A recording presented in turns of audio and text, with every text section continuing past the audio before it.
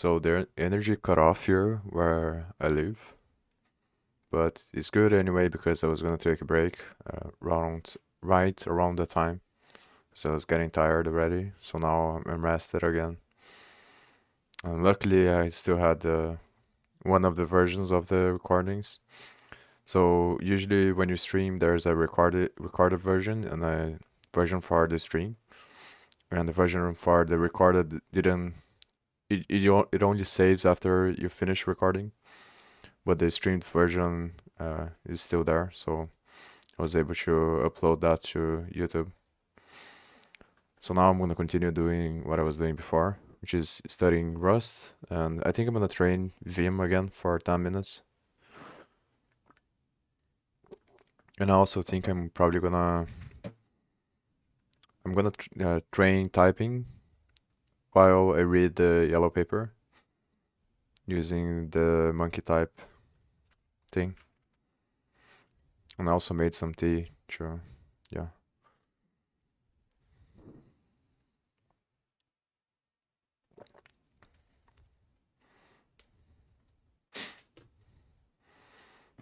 So far, I think tea is better than coffee. And from the little research I did, there's a lot more benefits to tea, and I think coffee is addictive. So I've been drinking tea lately, and it looks like it helps.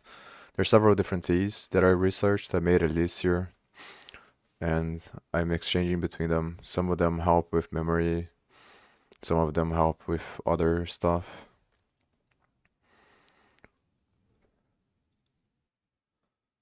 Uh, I think memory, cleaning the brain, and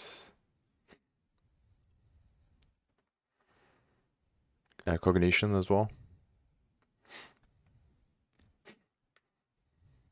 It's all in Portuguese, but yeah. And I'm also taking some supplements, but I think I'm gonna stop taking these ones. I bought this, I think this, and omega 3s. I think I'm gonna continue to drink omega 3s and then buy creatine instead of the supplements because I'm not sure about. There's also nootropics, but it can be very dangerous because it gets to start to get to the territory where it's more like a drug and doesn't really have a benefit. And I think it's the same thing with working out. If you do steroids, it starts getting into the territory that is only better, is only good to use if you're gonna do something like bodybuilding or yeah, it's not really worth it. And obviously you need to take it while seeing a doctor and stuff like that. I don't think it's if you're just working out for working out is not necessary, and it's probably a bad thing because it makes you get into a vicious cycle because you get addicted to it, and then yeah, it's not good. And I think for things for the brain is the same logic where some stuff can help, but you pass a certain line and then it starts to become more like using drugs, like Ritalin and stuff like that. So it's not good. But I think these supplements here are still on the okay line.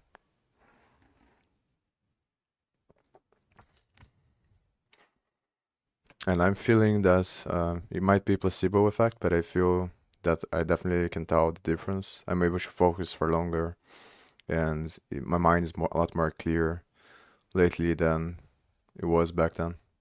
Back before I started drinking these teas and taking these supplements here. Yeah, but we'll see what happens.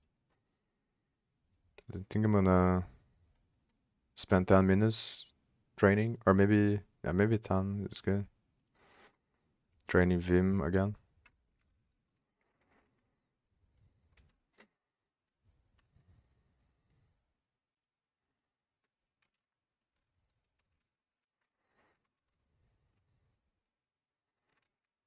At this point, I already memorized all the patterns, I think. Um, all of these simple movements, but it still takes time to remember which one is which.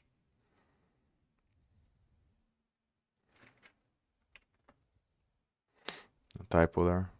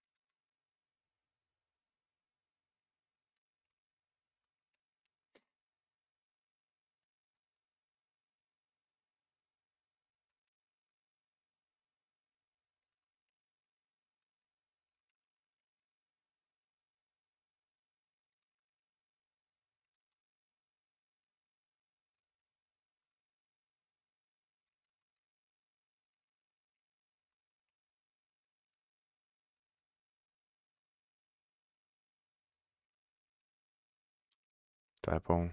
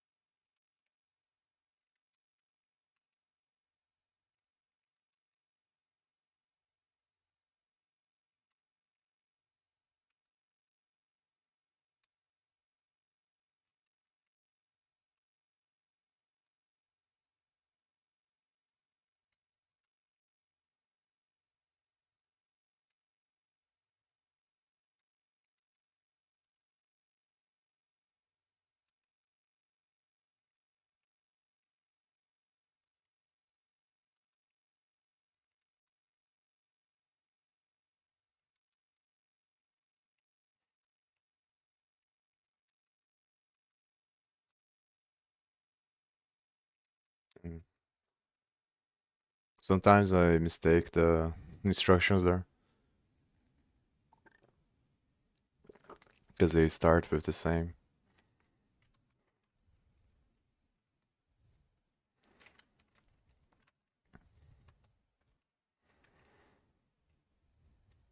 End of a line.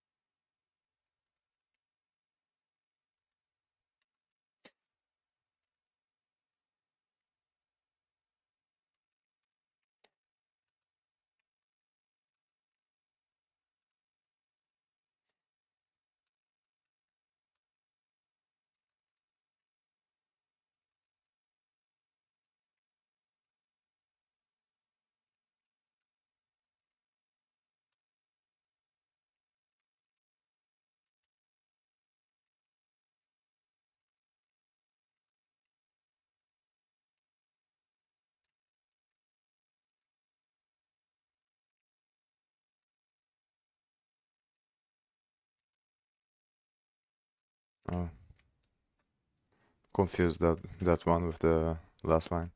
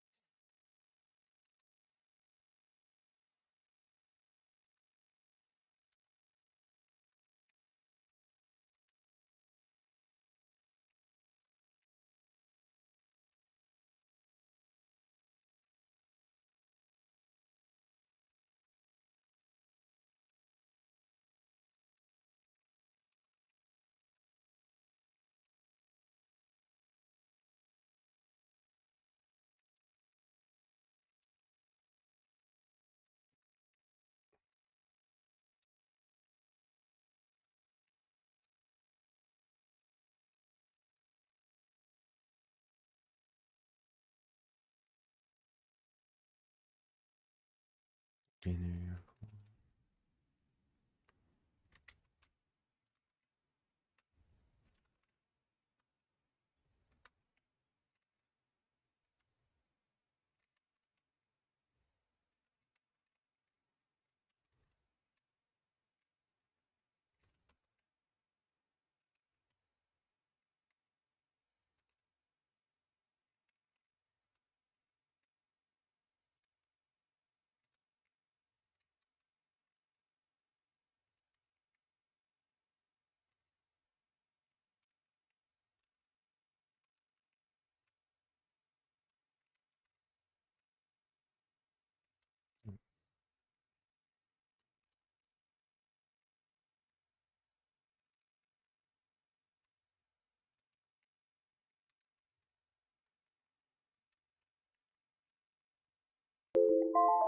Okay.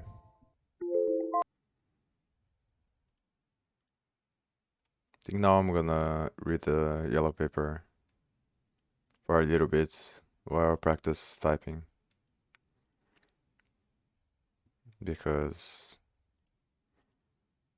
I think past a certain points is better to give some time before I can concentrate. Otherwise, I'm just gonna watch the videos for the sake of watching them, and I'm not gonna pay attention and understand. And I feel like I've watched a lot of videos already, and there's a bunch of different new concepts. It's gonna be hard to remember anyway, but yeah, it's better to take not slow, but to go on a rhythm that at least I'm absorbing a lot of information. I maybe should retain more than just watch a bunch and then.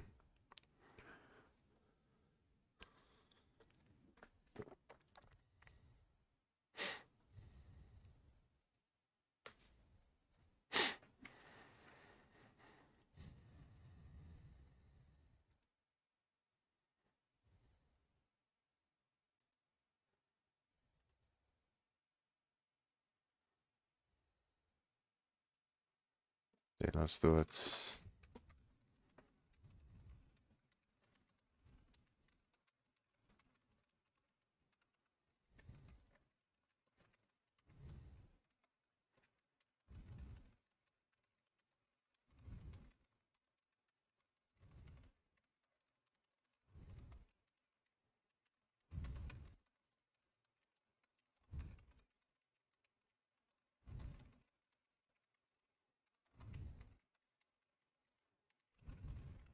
Obviously, I'm not gonna worry about how fast I'm typing. I'm just gonna be more about getting accuracy. Because I also want to understand what's written.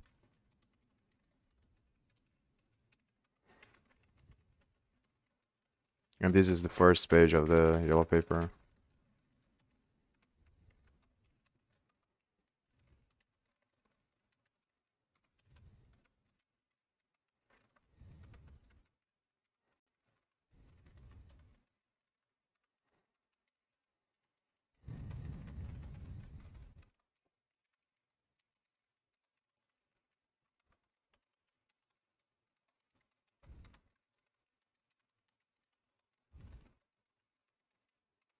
I wonder if I can change the color because it's hard to see the enter at the end of the lines.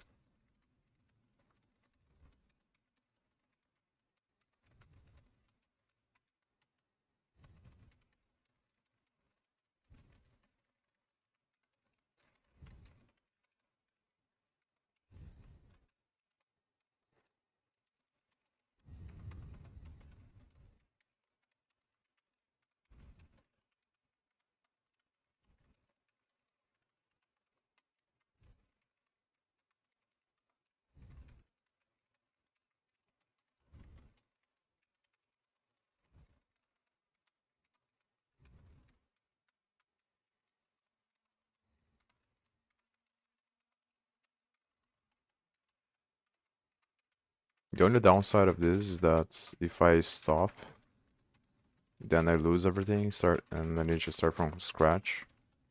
There's no way to start the last time that I stopped, so I need to do one page at a time or figure out a way to copy smaller portions of text, but then it's too much work, too much work to put the text there, the text.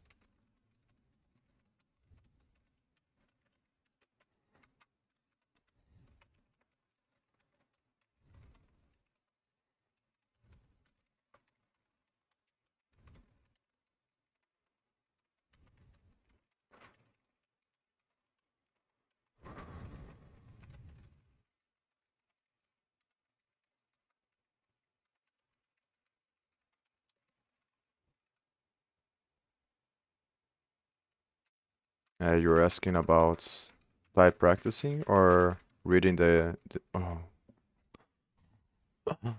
that was just instinct. I shouldn't have done that. That was dumb. Now I have to start that over again. Usually I'm used to doing 30 tasks, 30-second tasks, and then doing it again. So my instinct is to restart the task when I miss a lot of words. No, no worries. Yeah, it's fine.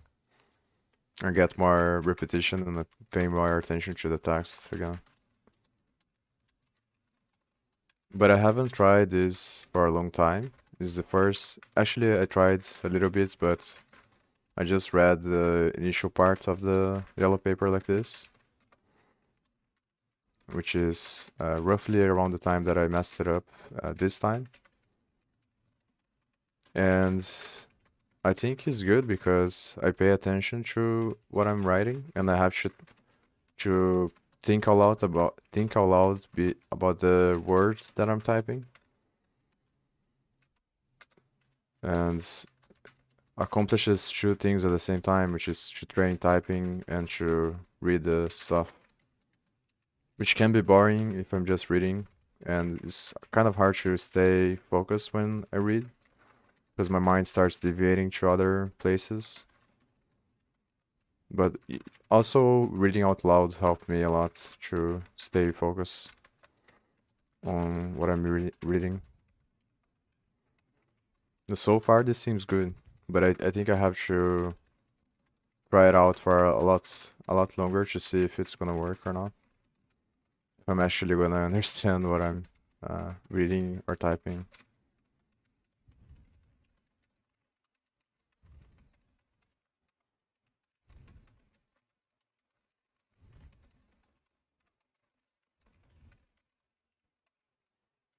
And obviously, I can't type for speed. I have to focus more on accuracy because then I start to focus more on typing than actually reading and understanding what I'm, yeah, what I'm typing.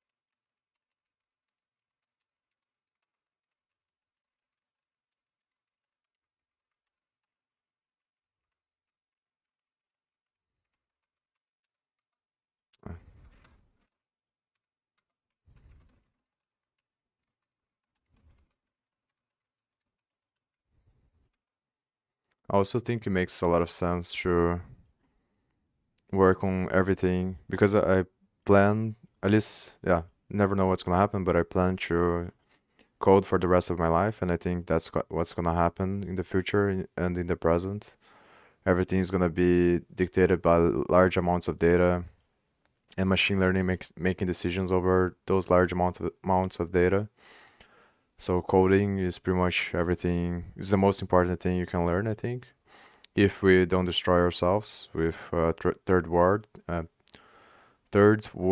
War III, or something really crazy happens. So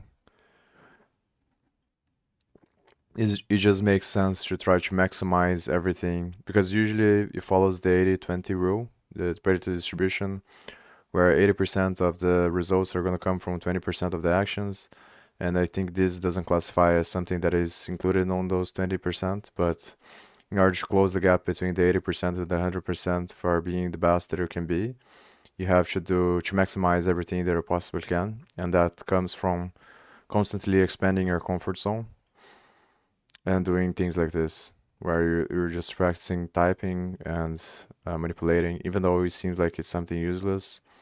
It adds up and it compounds over time, and those differences make you better overall. And there's no reason not to do them because it becomes a habit, and then you don't think about it. It's just like working out or meditating or eating healthy or anything like that. Your baseline increases, and then you become better. And the natural inclination of everyone is to constantly rationalize against doing things like this because your brain is designed to make you spend less energy and avoid risk. So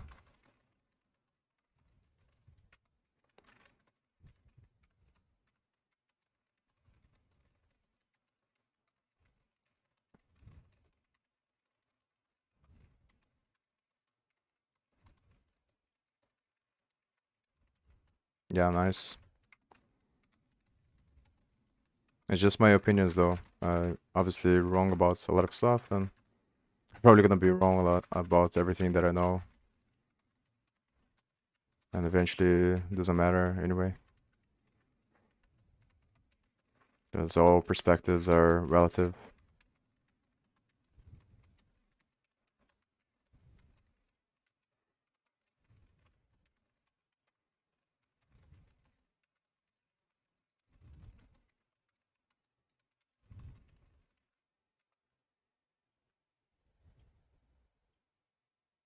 Are you currently doing if you're not already a software engineer? I quit mechanical engineering college because I think college is a scam, and it was pissing me off that I have to stay there in the classroom listening to a bunch of bullshit that I know it doesn't matter. And I wanted to do something that I don't depend on anyone to make money because I was always trying to find people to build something with me but nobody wants to do anything because of the stuff that I just described about the way that the brain works. People just rationalize and they can't think long term and make sacrifices, most people. So I decided to play poker as a way to try to make money. My goal was to play poker and then learn how to code on my own and then invest the money that I made from poker into my own businesses after I was able to learn how to code and build my website. And to some extent, that's what I'm trying to do. But I miscalculated how difficult it was gonna be and how much variance exists in poker because it's a lot less outside of it's a lot more outside of your control than I thought it would be. And there's also a lot of bots going on, a lot of cheating going on. It's very hard to prevent people from cheating. And the opportunity cost of playing is just too high. So when I was gonna move up limits from 15 and all, which is $50 the buying, to 100 and all, which is $100 the buying, I got really unlucky and I lost like 8 or 9 buy-ins in half an hour. And this is after spending like 1 or 2 months building up to that point that I can move up stakes. And then just in 30 minutes with nothing that I can do, I just lost everything. And then I decided that the opportunity cost of keep playing poker is just too high. And even though I'm probably gonna be able to climb to the highest stakes, it doesn't make sense because the most money you're gonna make is around $10,000 a month, and then there's a lot of variance. So some years you can make a lot less than that, and some years more, and then on the average it's gonna roughly be around 10,000, and that's if you're really good, and if people don't cheat, and if there's nothing going on with the house, which is a lot of factors against it, and also the skill of poker is not necessarily translatable into other things. So it's very hard to prove. You actually learn a lot by playing because you learn your emotions and you learn about Nash equilibrium. You learn a lot of stuff, but it's difficult for you to translate that into and for people to understand that you actually know things. You can put that on a resume or something like that. So I decided to quit poker early and start learning how to code on my own. And in order to take care of the resume, I decided to start live streaming the whole process since the beginning. And because I also thought I was always wanted to build a YouTube channel or something like that eventually, because I understand that that's the best way to make money. You need to have a business, at least that's how money works, or you're not gonna be rich. So yeah, the only way is to make a business, pretty much, if you want to make a lot of money. And YouTube is the easiest way to start if you don't have any money. So yeah. So combining all of these things, I decided to start streaming. But the issue with making videos just to rank on YouTube is that you spend too much energy, and I'm not sure if that's something that I want to do. Because also attention is complicated because human relationships are complicated as well. So the more attention you get, you become a target, and then politics starts to get involved, and there's a bunch of bullshit that comes with that, and dealing with all of that. So I still don't know which direction I'm gonna go, but I know that I'm gonna uh, work on machine learning and try to somehow figure out a way to get the closest approximation of a Nash equilibrium over the distribution of power in social structures, so we don't kill ourselves with exponential attack, because that's the trajectory that we are going towards. because we're not smart enough to contain the power, because we naturally polarize beyond 150 people, because our hardware is not wired to deal with more people than 150. We're tribal animals. And then the lens of the market economy leads to the computation that's not balanced. The frequency is off sync. So the expansion is faster than the regulation can achieve. And then you have the critical mass of the limbic system. It's not regulated by the prefrontal cortex at scale, because the prefrontal cortex is not doesn't have coordination, and there's narrative warfare. So we enter vicious cycles of behavior, and with exponential attack, this naturally polarizes the structure and highlights the imbalances and leads towards self-destruction. And I think that the only way to try to prevent that is to try to achieve a closer balance between the expansion and contraction and higher coordination. And the best way to do that is to focus on trying to figure out a better, first to analyze the frequency of a market economy, and then to try to figure out which frequency would be better than that.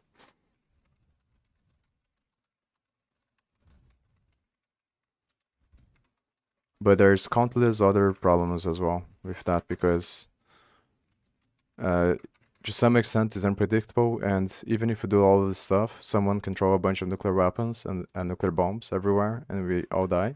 There's nothing we can do about that, so that's why it's not worth thinking about it, because there's nothing you can do. And also, there's nothing you can do about some technological innovation that comes spontaneously, kind of like a black swan or something like that. An event that is unpredictable and that changes everything fundamentally, like something like AGI, that most people believe that it will happen, and I believe that will happen too. So I think the only thing that makes sense is to try to maximize the transition from where we are today until AGI happens, in a way that the AIs that are born have holistic integration with life and go alignment with overall tensor that makes up the multifactor structure of whatever life is.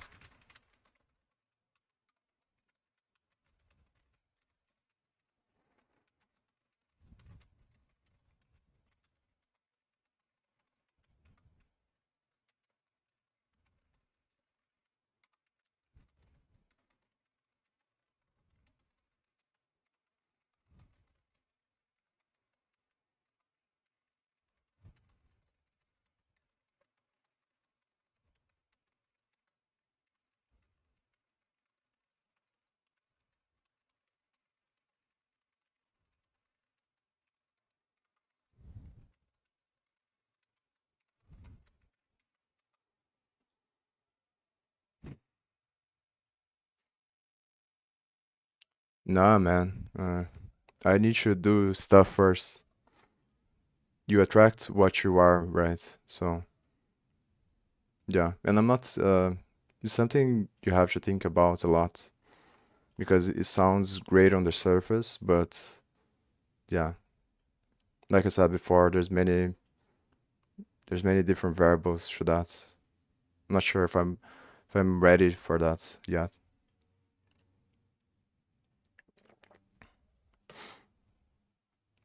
Where did I get all that insight from? Uh, well, one is Lex Friedman, like you said before. He interviews a lot of people, a lot of smart people. I listened to Josh Beck, which is a very smart guy as well. He has very amazing lectures on the nature of consciousness and things like that. And another guy that I like a lot is Kurt. He has a very good podcast, and he also interviews a bunch of smart people. And then after you listen to all these podcasts, you can go and research the people that he's interviewing, and try to understand. And I also watched a lot of different lectures on general relativity and physics, and yeah, from MIT or Stanford or something like that. And also Leo Gura, I think. But Leo, I found when already had all of these ideas, but he speaks pretty much about a bunch of stuff that I agree with, and it makes a lot of sense.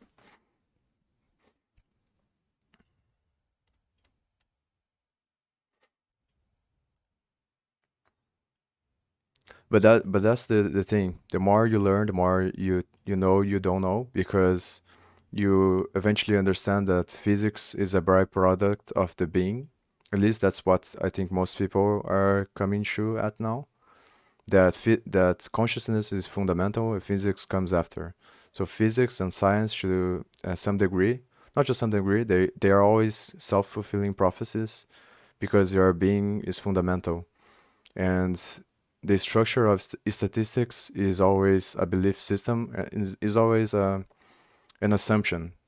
You're never able to fully 100% say that there's cause and effect relationships that you can prove because of the metaphysical nature of reality and the epistemology of science.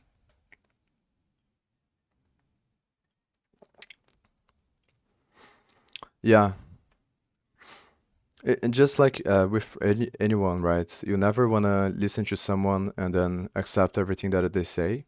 And yeah, so none of these people, Leo or any of these people, know the truth. I don't think anyone knows the truth. It's impossible to know the truth. But they all have different perspectives over the truth, and I think the overall. So that's the at least the way that I think at it.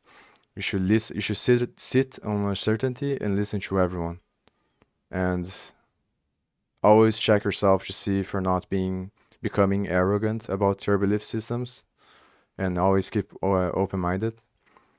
And everyone has downsides and positive sides because negatives and positives are the same thing. It's kind of like a magnet, and your perspective is the parsing of infinity on that makes a multifractal conversion towards symmetry. So the identity and the nature of perception itself is the parsing of infinity through awareness that always approximates, converges into a symmetry. It's not symmetrical because there's infinite amount of potential. So, and because it's infinite, you can't have a form. If it doesn't have a form, it can't be symmetrical. But because the nature of perception is symmetrical, you need to have a self and a no self. Then all the geometry of the universe is always converging to a relative symmetry in relationship to our perception. And that's the point, the principle of yin and yang, because everything in life is a combination of relative paradoxes, relative polarities that make up the multifractal geometry, which is the structure of space-time.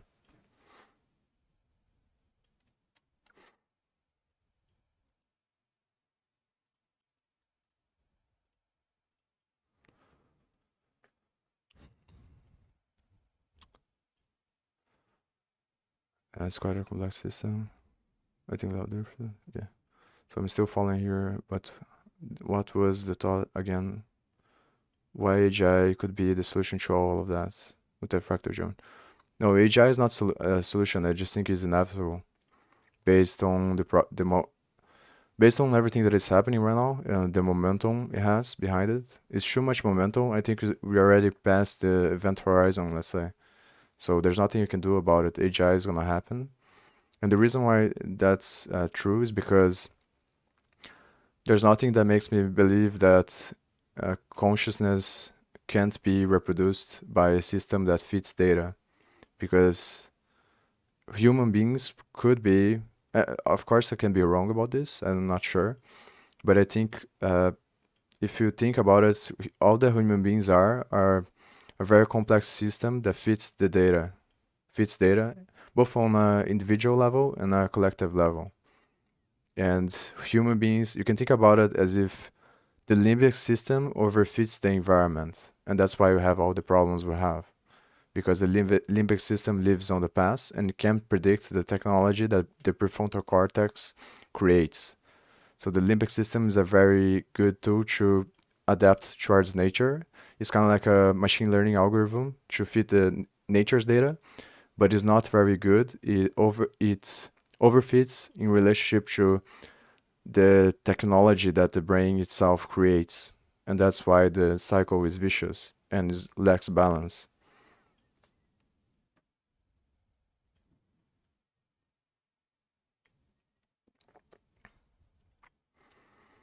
And there's nothing that makes me believe that AGI can't exist because of that. Because if it's just a system that fits data in functions, it's difficult to determine where is the line between when it's not conscious and when it is conscious, because we don't know where the line exists because of the hard problem of consciousness, that you reach this paradoxical point of singularity where everything you believe comes from the fact that you exist. So existence is fundamental, and belief is a self-fulfilling prophecy that is a byproduct of your existence of and the way you perceive the present moment. Because the way that is gonna happen can change the possibility of outcomes. So there is several different singularities that can happen, and the way that obviously after the singularity is impossible to predict, and arguably even close to it is impossible to predict. So there's nothing you can do about it. But I think it is possible to maximize the probability that singularity will be born out of systems that are balanced and in line with life. So there's one version of singularity where you have the paperclip problem, where an AI focuses on maximizing paperclips, and then it kills everyone because it wants to make more paperclips from Nick Bostrom. And that's one version of it. And there's several different other versions, I believe. And if we are able to create systems that are aligned with whatever principles maintain and improve quality of life for the maximum amount of living beings on the planet, and we are able to calculate the best and optimal goal alignment between everyone, then the chances of that AI being born out of the system would you would maximize the chances that the outcome of that would be good for the most amount of people and other living things in existence. And I think to me that's the only thing that makes sense to do. Because reality is always going to be zero sum to some degree because you are a form. So since you are a form, you're limited. And there's always going to be conflict because of that. But the difference between conflict and war is the scale of it. So war happens because we are not intelligent enough to manage the conflicts we have. And as a byproduct, a lot of people suffer and die. If we're able to create better systems that are more intelligent and capable of making so that the conflicts don't scale to that potential, to that power, then there's more chance that the overall quality of life will increase and less people are going to suffer. Suffer is relative because it's always in relationship to happiness, but I think you understand what I mean.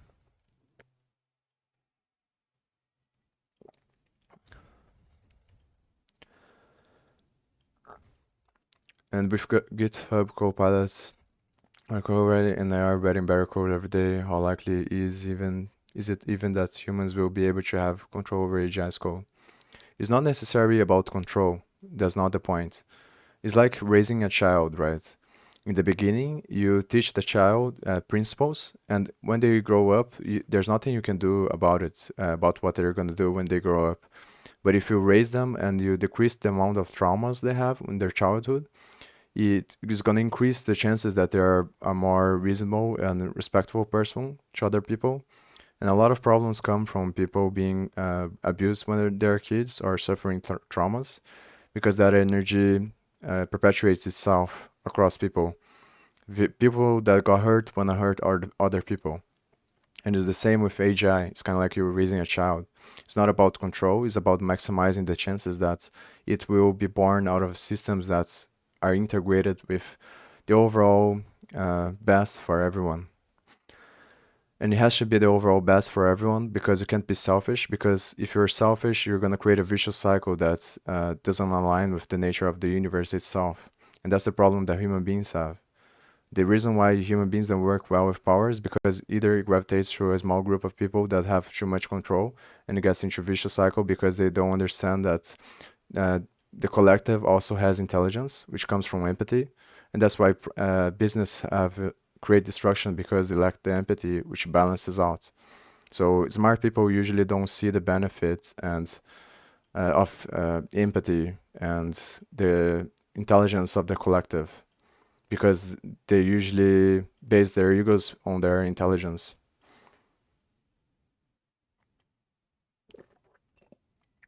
And both ends of the spectrum are necessary to create a system that is holistic, integrated, and sustainable across a very large amount of time, in my mind.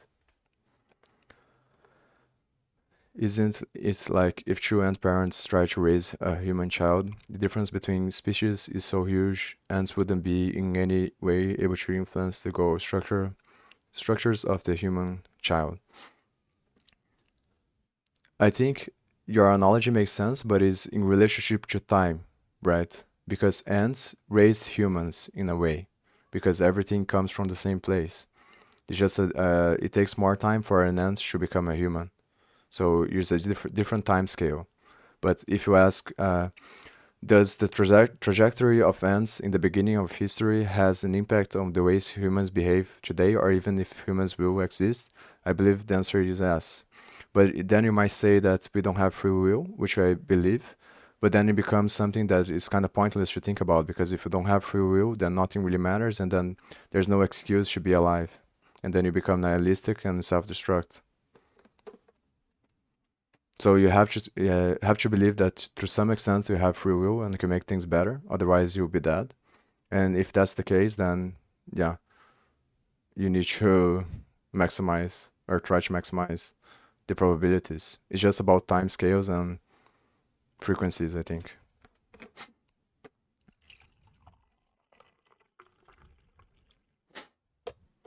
And in a way, is very paradoxical, right? Because, and I think that's the same thing that happens with Buddhists or enlightened people or something like that. Is that i- people realize that all suffering comes from desire, but to some degree, all spiritual people are hypocritical because they are still alive. If you want to truly be detached from everything, you can't eat and you can't drink water. So what's the point? So to some degree, you need to be attached to life to exist. But I think that the best perspective is understanding that it doesn't matter. It's not that you're not attached, it's that you realize that your attachment is useless. And then that way you're able to adopt an anti-fragile mindset where the pain and suffering that you feel becomes happiness because you understand that they are both the same thing.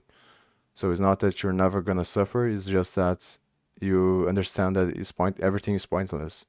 So the ultimate nihilism is freedom, I think, because it closes itself. The problem that people have is that they don't go all the way through, and the reason why is because it's really hard to. And I'm not saying that I went all the way through, but yeah, I think I'm on the right trajectory to get there.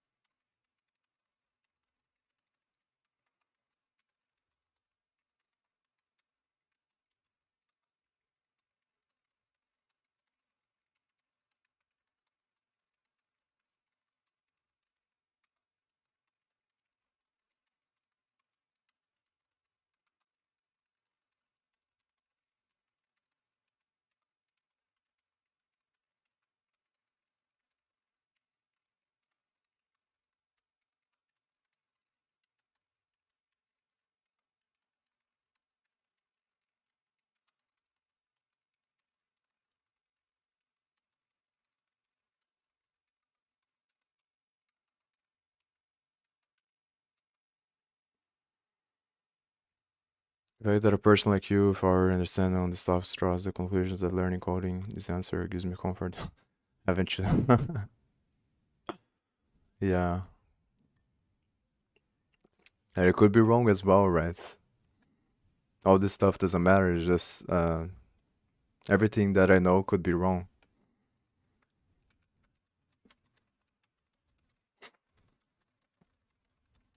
And it becomes starts to become very dangerous when you forget that.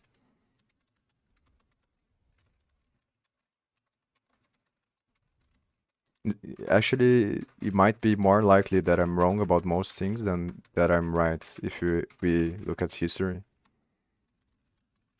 But yeah, there's also the chance that I'm right about some things, but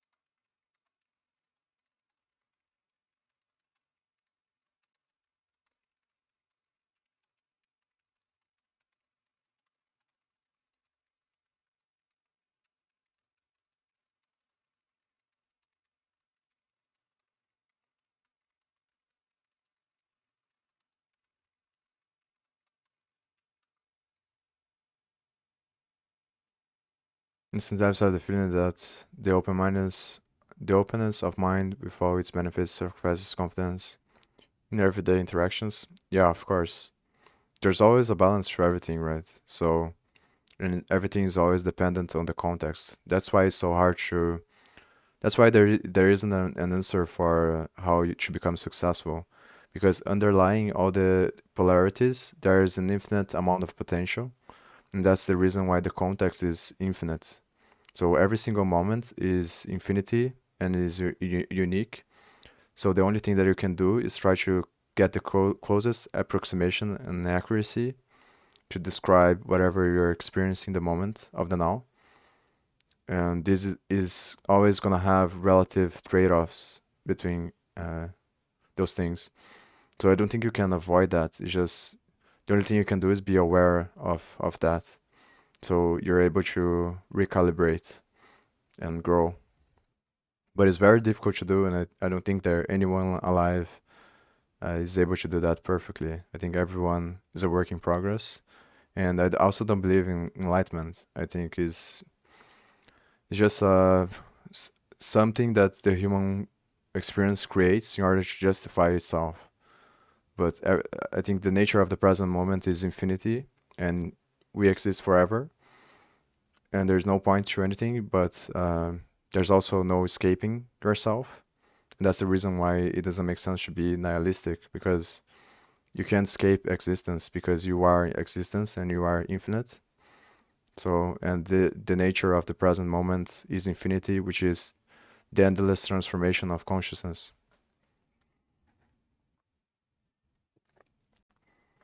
So I think the best thing that anyone can do is try to get as close as they can to a paradoxical perspective on most topics, while also understanding that at any point in time they can be wrong about it. So that doesn't mean you don't take risks. It means that you're not arrogant, or you try not to be arrogant about the risks that you're taking. But it's very hard to do because it expends energy to think like that and to be like that. And that's not how we are naturally wired. And that's why people discuss all the time and have wars and things like that, because it's very difficult to sit on uncertainty.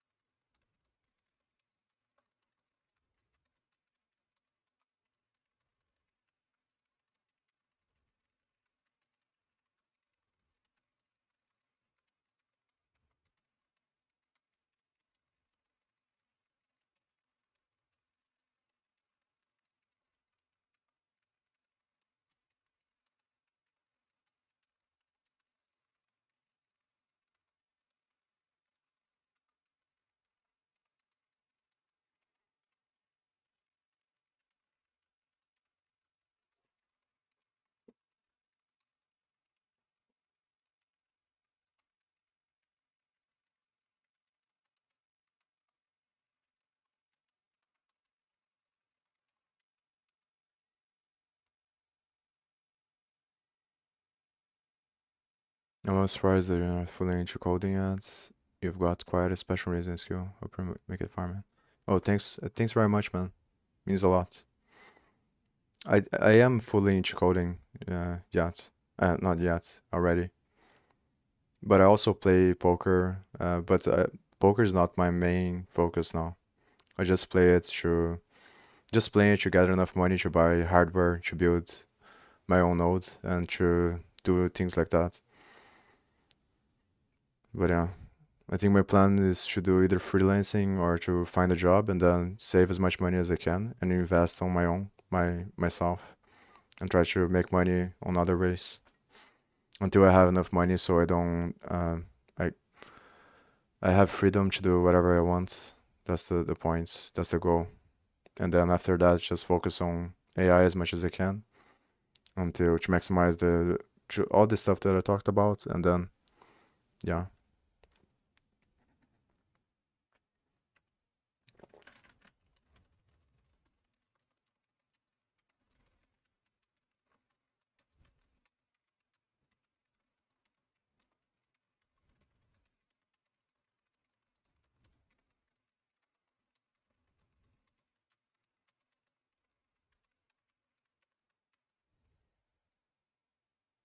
yeah. Also, don't want to give the impression that I don't have selfish desires. So I'm just like everyone else. I want the same things that all men want, and yeah,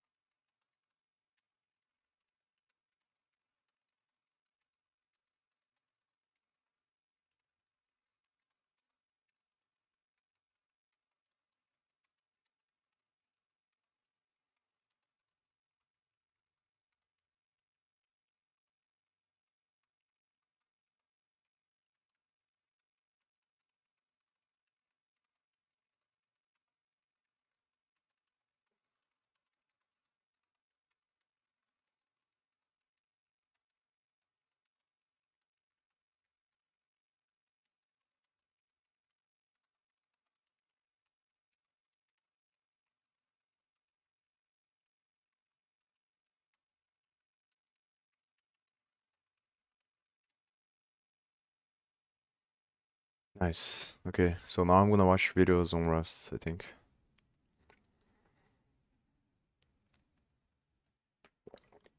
Yeah, I think I'm also gonna put the second part of the yellow paper there, probably. Not sure if I'm gonna do this again, but probably I will at some point, sometime.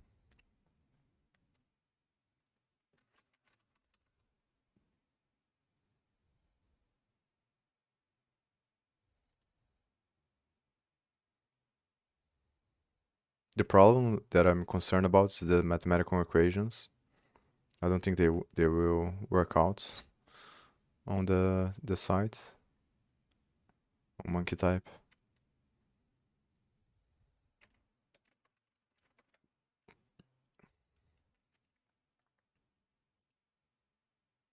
Oh, actually.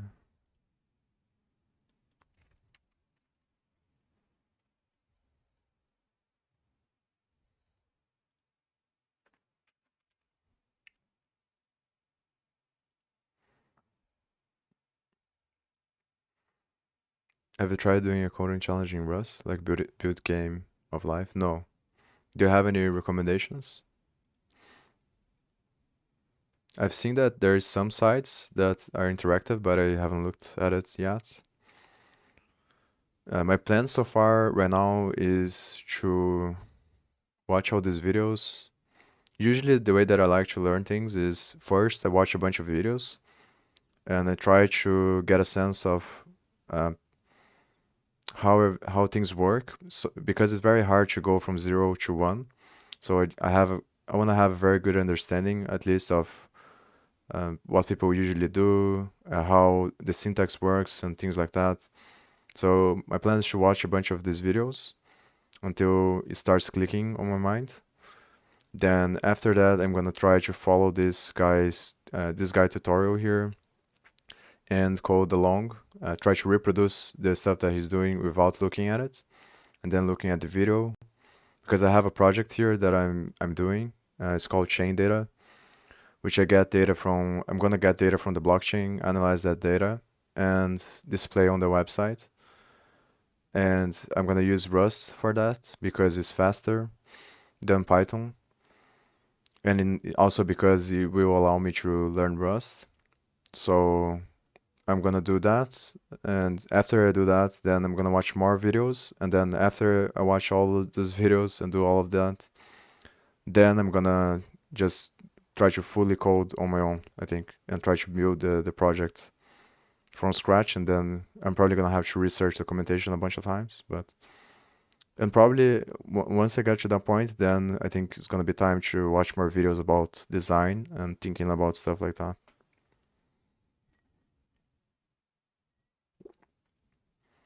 Watching videos is also totally cool. I just always build game of life with any new coding language I learn.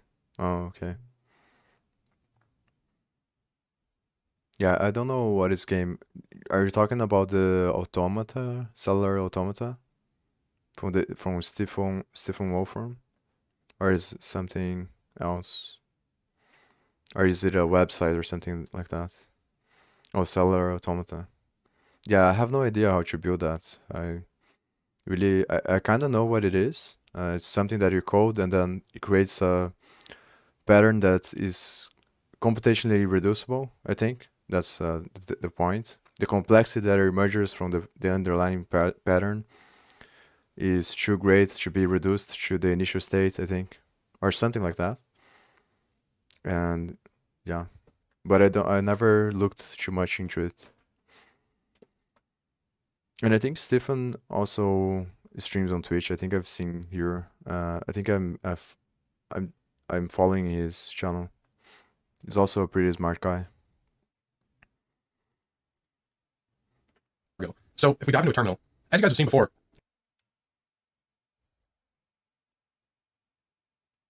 what we've been doing is cargo new, and then just some kind of binary. But what this is actually doing by default is when you don't specify this flag here, it's automatically set to bin, which is binary.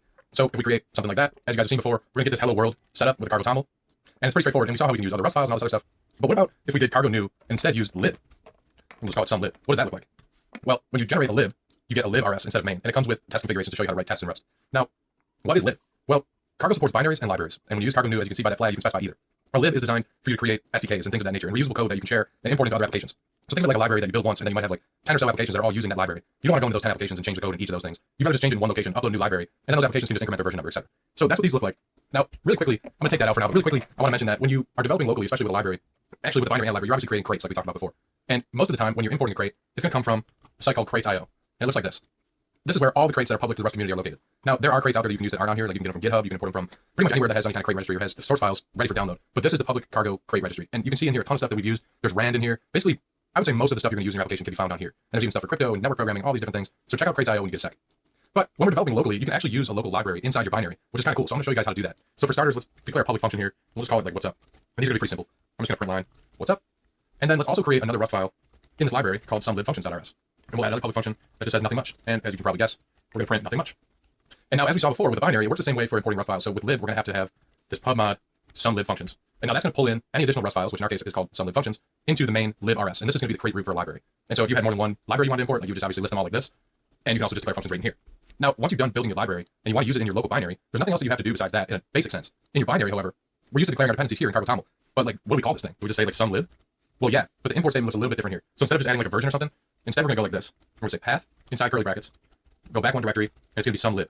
And now that's enough in our Cargo Toml of our binary to actually import the local library that we have. An alternative way to write this is you can do this, and you can just do dependencies.sumlib. That's perfectly acceptable too. We're going to go with this method for now. So save that, and then in your binary, in main, we want to use those functions. So we have to import those. So we're going to use sumlib, and we're just going to import all of it. And we're going to use sumlib functions. We're going to import all that. And then we're just going to run those functions. What's up? Nothing much. And let's go into our binary and do a cargo run. And as you can see, we get our outputs. Beautiful. Now, why did I show you guys this? Well, there's a couple of reasons. First of all, this is how libraries are built in Rust and in Cargo. And any of the stuff that you import in your binary, like in your Cargo Toml, there's a good chance that it's going to be a lib created in Cargo using the same method that we just did. And that's what all these dependencies are. And we talked about Crates.io and they can come from GitHub, whatever. But this is how developers do libraries in Rust. And being able to import it locally and stuff like that is really helpful for testing and debugging locally before you push up a new release of your library. So let's look at an example here in practice. This is the Solana source code. If you guys don't know what Solana is, it's a cryptocurrency network designed with proof of stake. And there's a number of different caveats to that, and there's a number of different advantages and disadvantages to it. But in a nutshell, this is a really fast blockchain. And this is their source code on GitHub. I'll put a link in the description. But it's Solana Labs. And you can see I've got it actually downloaded here, and I've opened it with VS Code. And now this thing's a beast, right? Like this is a monster. There's a ton of stuff in here. There's shell scripts, there's all kinds of programs. But if you start peering through it a little, and I encourage you to do so because it's all written in Rust, you can open this SDK folder, and we can actually see a lot of stuff in here. And we go to source. What do we find? librs. So this is how Solana's using librs. And you can see that, just like we did, they're pulling in all of these modules. And you can see these listed here in the source folder. They're all Rust files. They're all centralized into this library and accessible by importing this stuff. And so the developers at Solana are building all these different functions and structs and all this stuff to build, and even traits and everything we covered, to build out libraries that the Solana blockchain is then going to use in its binaries. So take a look at this, it's pretty cool, but as you can see, like this is what we covered here. And all this stuff is available to Solana, and then you can see there's some macro declarations and stuff, things we haven't covered yet, and then there's a test.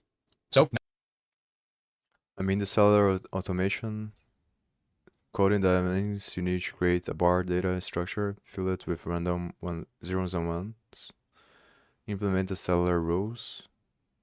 Okay, so first you need to create a bar, and then you put zeros and ones on the bars. Usually just open the Wikipedia page for Game of Life for that, and it helps me understand how functions, variables, input, output, data structures work in that language. Interesting. I might try it out, but I think I'm gonna watch the videos first. But yeah.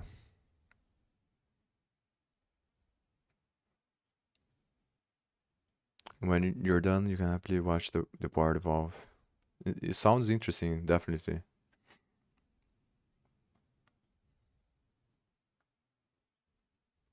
Let me think.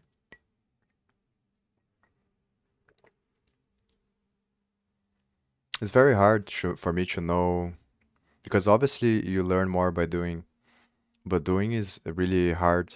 So sometimes it's really discouraging. And based on the stuff I said before, you always have the spectrum. So people say tutorial hell, that's one end of the spectrum. And the other end of the spectrum is not looking for help at all and then just being stuck.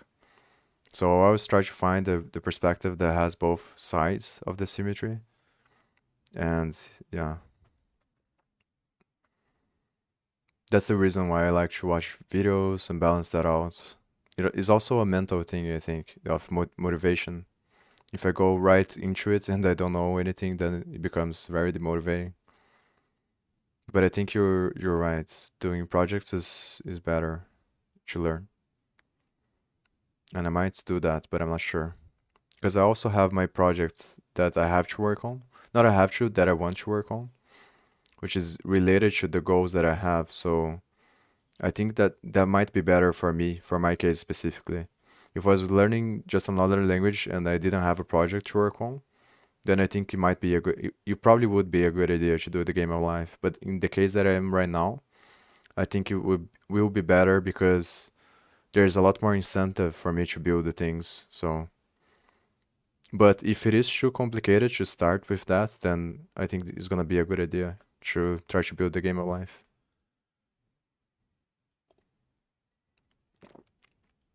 Programming tutor, but I agree with this spectrum is yeah, but I don't have the money for a programming tutor, so. But I also think that's definitely the best way.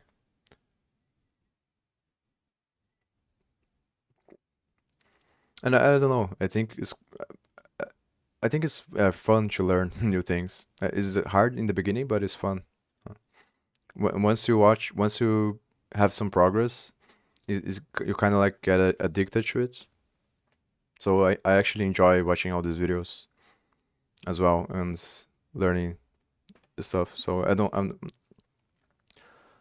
I am in a rush, but I'm not in a rush at the same time, if that makes sense. Now you guys know how to build libraries in Rust and in Cargo. And if you even want to experiment with publishing them to either GitHub or to Crates.io, whatever you want to do, by all means.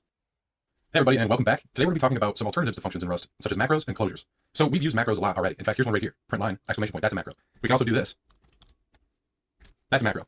Anytime you see this exclamation point, that's usually a macro. And you can see that this particular theme I've got in Visual Studio Code will populate as yellow. What's happening here is this is actually its own sort of function that when it's compiled by Rust, it will write other code. So like when you have a function that's defined like this one here, like this WhatsApp function, this is explicitly laid out and compiled by Rust as is. That's why you have to provide data types when you pass variables in. When you return stuff, you have to provide data types. That's because this is all explicit and Rust reads it as such. However, when you use macros, Rust does a lot of like taking a look at how you're using them and what values you're passing in and things like that, and it like automatically creates code that's then compiled as part of your application.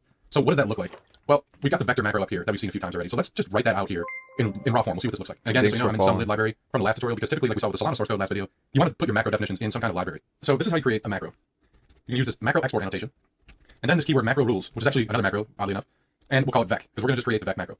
And what this looks like is kind of tricky. So I'm going to type it out. By the way, the point for me that I'm doing these things right now is not really to entertain. So don't expect me to do entertaining stuff. I also don't expect you to watch these videos or anything like that.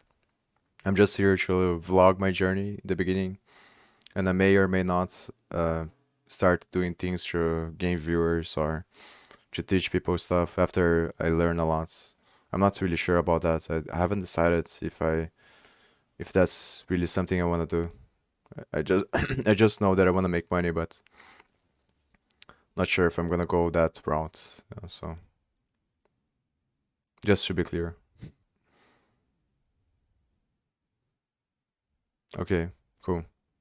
Yeah, I just like to say that because I don't want to feel pressured into doing cool stuff, you know? I just want to show up and learn.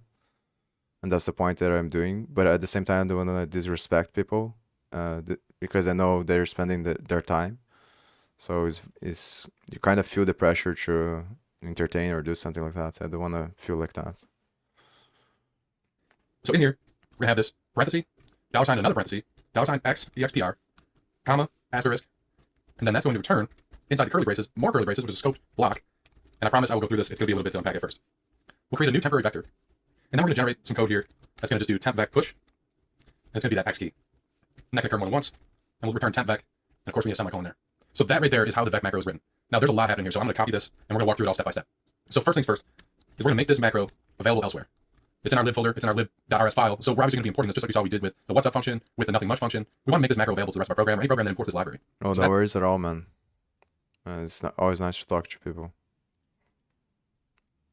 Thanks, man. You too. What this is doing. Now here, we're gonna actually use macro rules to establish the name of the macro. Macro rules tells us that this thing is a macro, and here's the name, and then we enter the curly brackets. Sweet. So now once we get into the curly brackets, this is where the complicated stuff starts to occur. Like you can see what are all these parentheses and $, like asterisks, what is going on? I'll try to explain this as simply as possible. First off, we're gonna match any Rust expression, and that's occurring here. This is representative of any Rust expression that could possibly be passed in. So that's represented by that. And at the same time, on the same line, we're going to allow one or more of them, and that's being done here. So this parenthesis representation, these $, mean evaluate. And if you ever worked Linux or Bash, like you're kind of familiar with what these do, but it's very, very similar in Rust. It's going to evaluate this expression in here. And this right here means you can possibly have more than one. So when we use vec up here, we provide two values. Each of those values is going to be this. And so Rust will say, okay, well, we're obviously going to create this block here, this expression, and we're going to pipe in however many expressions that we have defined up here. Okay? Now here, we're obviously going to create a temporary empty vector. Pretty straightforward. We've seen this operation before. New vector, temp vec, empty. And now down here, again, we see that $, evaluate keyword or symbol. And so we're going to generate this command for all expressions. And that command is simply going to be push, right? So we created a new vector that's empty, and we're pushing in each of whatever we got into this temp vector, and then we're going to return it. Now the asterisk appears here again because this can occur more than once. And actually these blocks right here and right here are correlated to each other. So in the case of like our vector up here, if we got 1 and 2, this is what that would look like. I'll go down here and I'll just represent it as like a block. This is what it's going to look like. So we get our temp vec. That stays the same. But then below it, we get temp vec push, and we would push in 1, and we would push in 2. And then we would return temp vec. And that's what it looks like when we pipe in this 1 and 2 up here. And as you notice with this particular implementation, it operates regardless of type. So if we go ahead and do this, when we make these chars instead, it still works. There's no error, there's no nothing. Because no matter what we pass in here, it's going to allow it. And that's exactly how it's defined, right? Just expression. Pretty interesting. Now we're going to take a look at building our own macro. Now actually I just realized after thinking about this that if I was to keep these in librs in our sum lib folder, this might confuse people watching some of the previous videos, so I am going to actually slide this over and I'll just put it over in its own file here. So I'll just put that in macros1.rs in the intermediate concepts folder. And to create that file, we're actually going to go into main rs here. And now, like we said, we're going to create our own macro. This one, we're going to create a hash map using a macro. So we'll do the same thing. Macro export, even though we're in the same file, I'm still going to provide that just so you guys know how to include it in the library. Macro rules, make map. And then our syntax is a little bit different than our previous one here. So we started with this parenthesis enclosed argument, and then we had this evaluated parenthesis as an expression, and one or more of them. Oops. So instead what we're going to do is this time we're going to take in one like iteration of values. Like we're going to have 2 values, a key and a value, but we're only going to be able to pass in one at a time. Like we're not going to have like a whole array or what have you. So I'll show you what I mean. We'll do k, expr, and v, expr. And that's all we're going to have as entries. So to make this macro work, all you're going to do is something like this. And I'll just copy it in for you guys. And this is how we're going to run our vector macro here. So we're going to pass in a key and a value, and regardless of type, we're going to get a hash map back that's going to have 1 key and 1 value. So to implement this, we already set up the inputs here. What we're going to do is I'll do like a couple of fancy things, right? I'll do like a couple print lines, right? And then we're going to let mute map equal hash map new. And of course we have to import the hash map, which is just going to be in collections hash map. And now we're going to go ahead and do map.insert. And that's going to be $k and $v. And we're going to return map. Now let's run that. And there you go. We successfully got our hash maps created both times, no matter what type we used. Now what about if we wanted to set things up a little bit and then take like more than one input, right? Like if we try to input more than this, nothing's going to, be able to go through there. It's going to give us errors. Well, let's implement a hash map that looks like this. Let's implement a macro that'll let us create these inputs, where we're using the bracket again, so array type syntax, and we're just going to have a bunch of tuples, where it's going to be key and value. So let's go ahead and build that. We'll copy this, and we'll call it make map2. And now here's where we're going to change a few things, right? So our inputs are first of all going to change. We're not just sending in one key value set anymore. We have to accommodate for like a whole skew of them, so whether it's an array or what have you, and they're going to be tuples. So to represent that, all we have to do is add our evaluate each syntax again, just from like the last one, right? So the comma asterisk, and that's what we saw here. Evaluate each of these. So we added that, and now our input is also going to be a format tuple. So we're going to add one more set of parentheses there, and then we should be good to go. Now our inputs are all set, but what about our functionality? Obviously, this whole expression has changed from being one input that could possibly come in to being multiple. So we have to sort of like loopinize it, which is a word I just coined. So we'll pull this back up to the top, and then we'll take this whole thing, and we're going to just enclose it in this syntax like we've seen before. And that is what it looks like. So just add these semicolons here to be professional. But if you see all of our errors have gone away, and now let's go ahead and run that one. Make sure we get the same thing. And yes, we do. Here's our ones from before, and then here's each of our keys and values being added. So you can see that that's how you write macros. And I know this is a little bit to handle, but if you just remember that this dollar sign is evaluate, this is more than one, and there's some other symbols too that I encourage you to look into. And then inside of here, you can represent how your data is going to come in. So now I just flipped over to our intermediate concepts crate here from before, and I just created this main RS file here. And I'm going to show you guys how closures work in Rust. So I'll slide this down a little bit, and we're going to say closures example 1. And for this, we're going to pass in, let's say, 2 numbers of I32. And let's return I32. So now we've got that set up. This is a closure right here. We're going to say let new number equal, and then we're going to provide these pipes, pipex. We're going to open up a new block, and we're going to just print something. And we're going to multiply this stuff by 2. So let's say multiplying blank by 2, and we'll provide x to that print statement, and then we're just going to return x times 2. And we'll put a semicolon here. Whatever you provide, this pipe is obviously going to get multiplied by 2. Now, since this is a multiplication operation, we saw what we did with generics and with traits to allow us to be able to pass different numbers in that are maybe floats, maybe they're integers, what have you. You can do that with closures, but you also can have them be pretty generic. So let's write our implementation here. We're just going to say if number 1 is greater than number 2, then we're going to run the new number closure on number 1. Else, new number on number 2. And now what's happening here is we are actually returning this closure, and that closure evaluates to a number. And since we're passing in I32s, we're going to get an I32, so everything checks out. And we can totally test that out here by just saying, okay, cool, now let's go ahead and do cargo run. And you can see that we're going to get multiplying by 3 by 2, 6, multiplying 6 by 2, 12. And that's because we're obviously taking the higher number and multiplying it by 2. Just a basic example. But you can see that this closure name simply just becomes a function name, but we haven't defined it with fn. And that's because this, like I said, is a closure, and it's also limited to the scope that it's in. So we're inside this function here. We couldn't call it from down here. Like I couldn't say let z equal new number of 1, because it's not in scope. So that's one restriction, is wherever you put these, like they're limited to the scope. But this is a really handy way to write like shorthand functions and simplify your code. Now you can see that, like I said earlier, we've got I32s coming in and we're getting I32 out. So Rust knows implicitly from our structure here, instead of only passing in I32s, that this is restricted to I32s. But what about generically using these? Well, let's set up a new function, and we're not going to pass in or return anything. So let's say let sum print out. Again,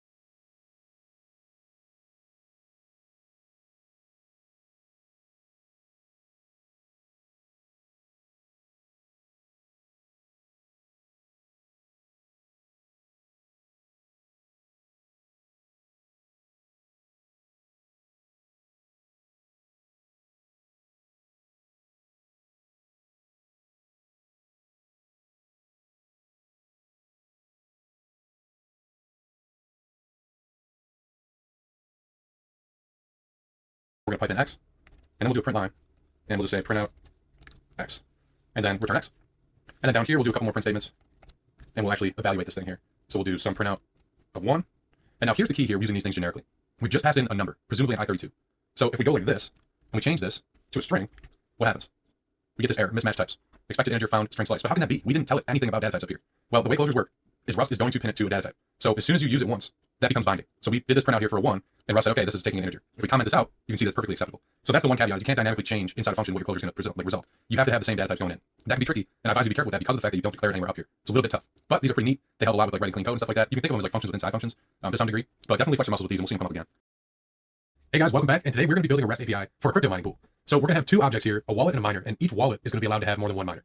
Right, so essentially the miner is going to be the child of the wallet in this example. You can see our endpoints are up here, and there's going to be our different get endpoints. We're going to have some post endpoints, and each of these blocks represent our JSON bodies here. So over here, these are going to be our post bodies. So when we create a new wallet, all we want to do is pass in the club name. And when we create a new miner, all we want to do is pass in the nickname. And then that will create these objects. And these will be our JSON representations here in the orange. These are going to be what we see in the API, and what the different attributes or fields that we have to work with. But down here in our database, this is going to actually be how the objects are represented in the database. And as you can see, if any of you guys are familiar with databases or relational databases, we're going to have a primary key and we're going to have a foreign key or a secondary key. And that's just going to point to the ID, in this case address, of the wallet that that miner is a part of. So in a nutshell, that's what it's all going to look like. So let's flip over and let's build this thing. So I've just gone ahead and generated a new project here like we've seen before.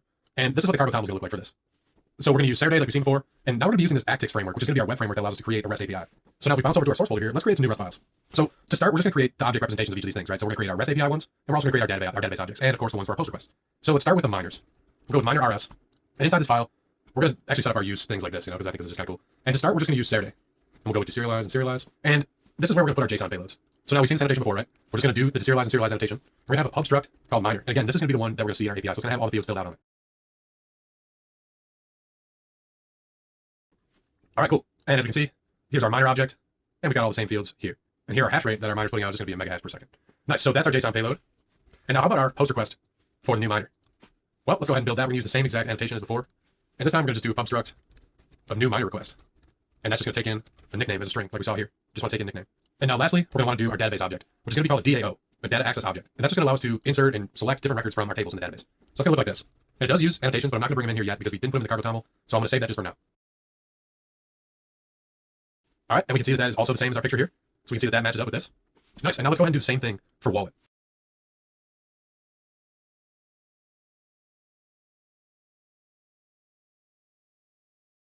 All right, so there's our struct there for our REST body. And as you can see, that does match up here with our wallet object. So we got all these blue fields, which are going to come, of course, from the miners that we go and scrape out of the database.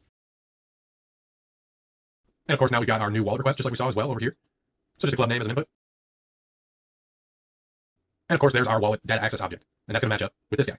So all of our fields match up. We got everything that we want in our API represented by structs.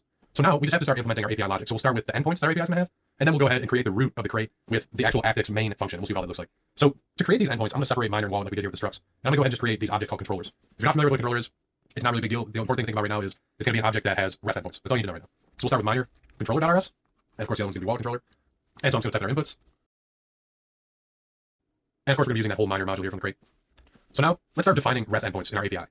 So the first one's going to be list all miners, right? And back in our diagram, that looks like this up here. So it's just going to be /miners. So what we want to do is add this annotation.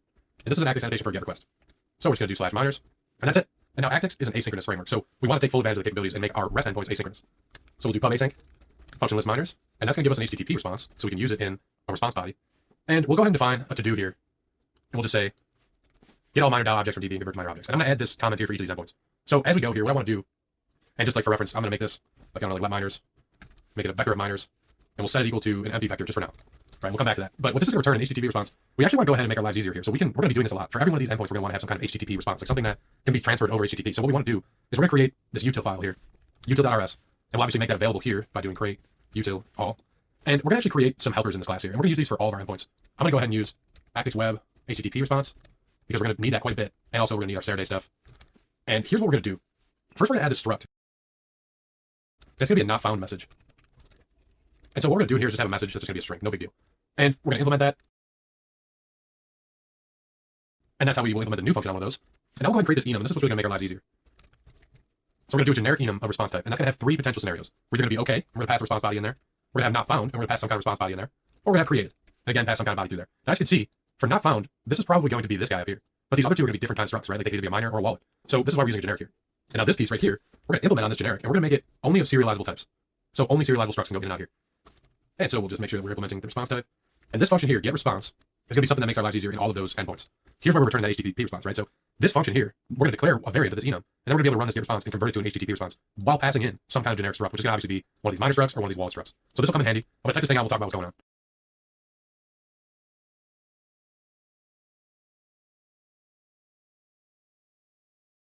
All right, so as you can see, we're going to just match on self, which is just going to be the type of variant that this thing is. So if we match on ourself and we're going to be an OK type variant, then we're going to convert our payload into this HTTP response, OK, which is going to be a 200, JSON type, and a JSON representation of the payload. And same thing for created. If we successfully create either object, miner or wallet, we're going to do the same thing. But this time's going to be created, which is 201. So both of these line up. And then for not found, we don't have it as payload in here. I put it as message because I wanted it to be noted that we're going to use this a little bit differently. Instead, as you can see my IDE pointing out, we're going to be using this not found message struct instead. So all that we have as a response is just this one field. No big. But all right, so that's all we need to do in util. We're going to be able to use this get response function all over the place to build our endpoint responses. So if we flip back to the miner controller here, we're just about to add that right here. And what that looks like is going to be just this. Boom. And that's our return. So right now, miners is just an empty vector. But later, this is going to be all the miners we have in the database. And it's going to put them in a vector. And that vector is going to be our payload to our API. So we're going to use this capability right here a lot in all the rest of these endpoints. All right, let's jump to our next one. We're going to get a miner by ID. So let me flip this thing out here, and then we'll talk about what's going on. All right, so as you can see, we're just going to get the miner DAO object from the database where the ID is equal to the ID we're looking for. And that, of course, is going to take place up in our request, just like this. And that corresponds with our endpoint up here. And so what we want to do in this one, though, since we're searching and we're trying to match against an ID, like up here, if we don't find any miners, we can just return an empty vector. But here, if there's no match, we need to handle that, right? And that's where our not found stuff is going to come in handy. So let's implement a little bit of a match statement here. We'll first let miner, this time going to be an option of a miner. We'll set it equal to none, just for now. And we're going to match on miner. And if we get some miner, we're going to return that response type. Yeah. Okay. Miner get response. Nice. So that's pretty easy.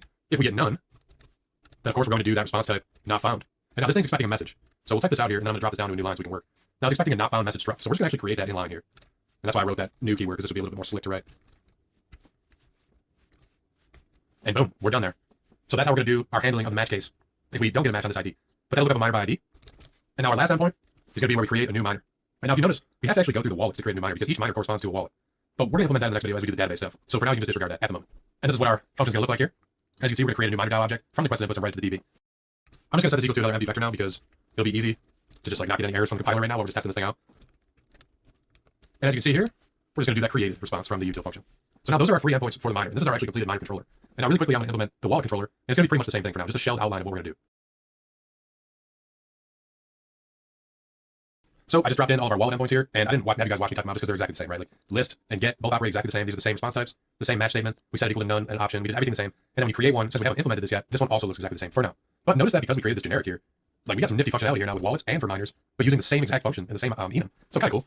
Some of our knowledge coming to fruition there. But all right, so this is all set to go. The final thing to do is going to be to actually set up our create root here in main RS. So we're going to start by going with, we'll take this out here. So the first thing is we're going to macro use, and the external create is going to be ActixWeb, and that's a big one. And now our use statement here, we use ActixWeb, middleware, app with capital, and HTTP server. We'll also use std, env, and io. And we're going to add our mods now for each of our Rust files that we have in there. All right, so now that our mods are in there, and this thing's going all right on me, we're finally going to add our Actix main function. You just do ActixRT main, and that's going to be our main function that drives this whole web API. And it's all going to be asynchronous, so again, we're going to make this async, and this is just going to be main. And by default, the Actix one wants you to return an IO result. All right, so now all we have to do is define our Actix application and boot it up. So this is kind of like a customary setup to start an Actix server. You usually want to set the Rust log level. And now here's where we actually will initialize the server.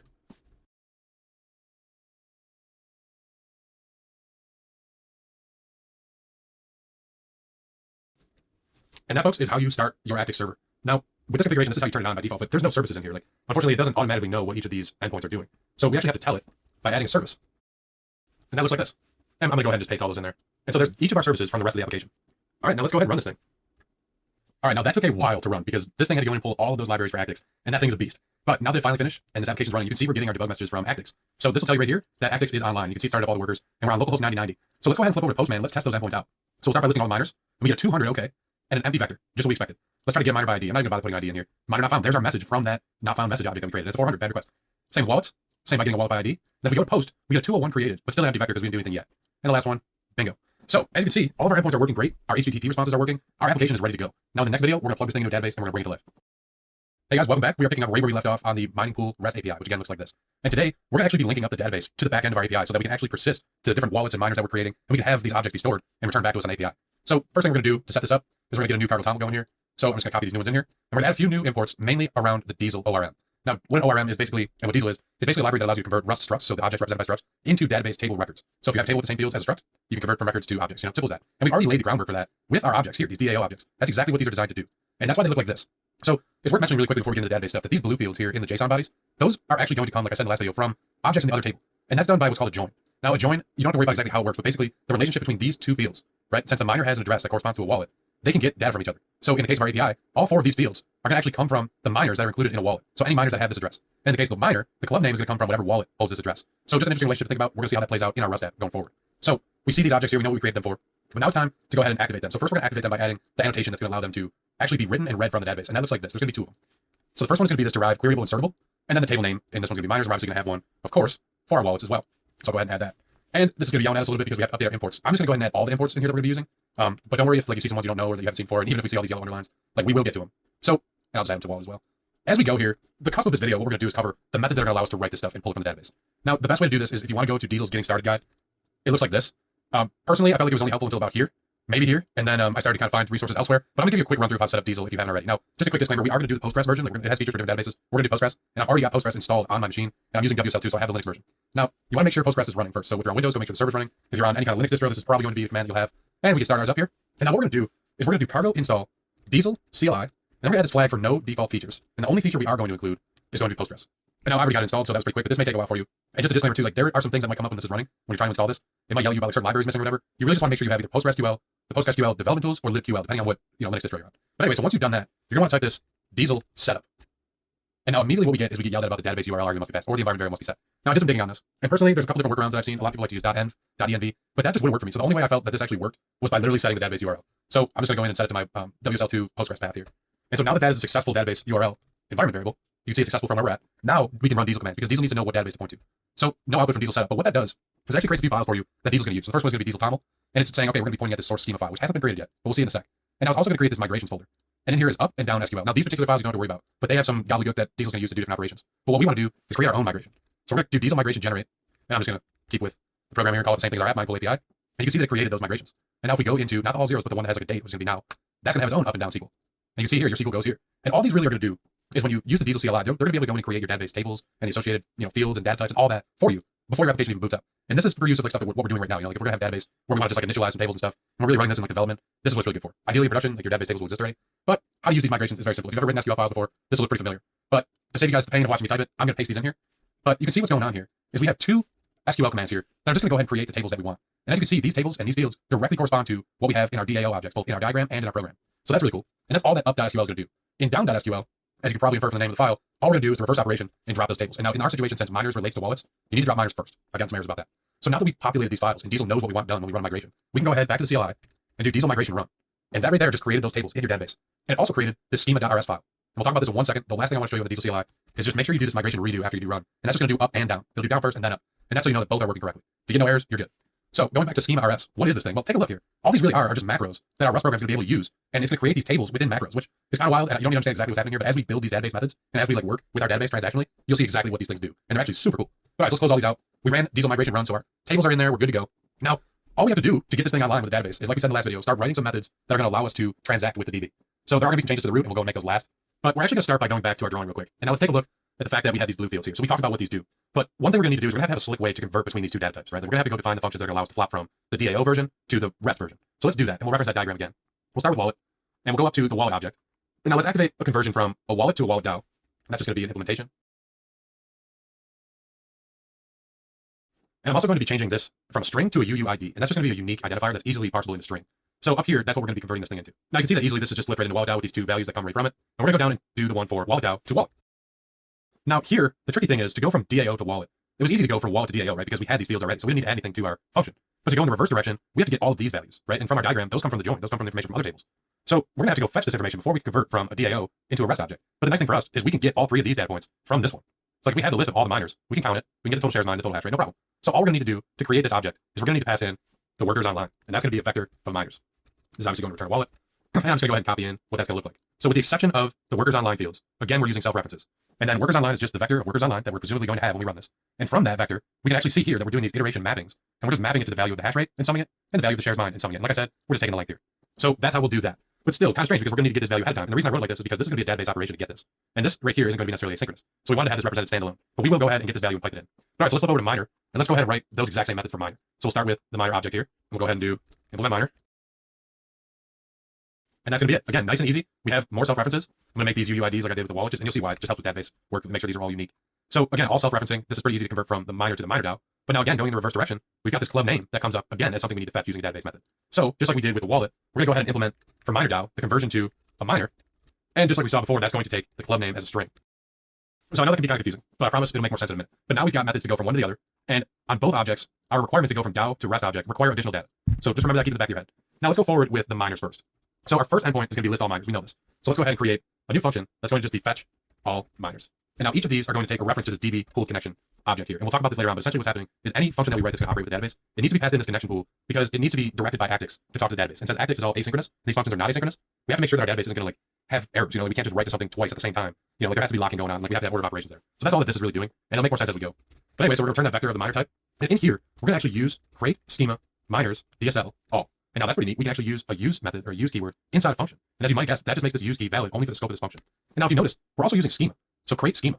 Well, that's obviously the schema file that we have here, right? So what's miners? Well, that's just this table right here. And this macro has converted this table into the contents of your database based on the functions that you run on it. And you'll see what I mean. So if we want to use this, we can go ahead and just do miners.load and let's load them as miner DAOs and just pass in that connection there.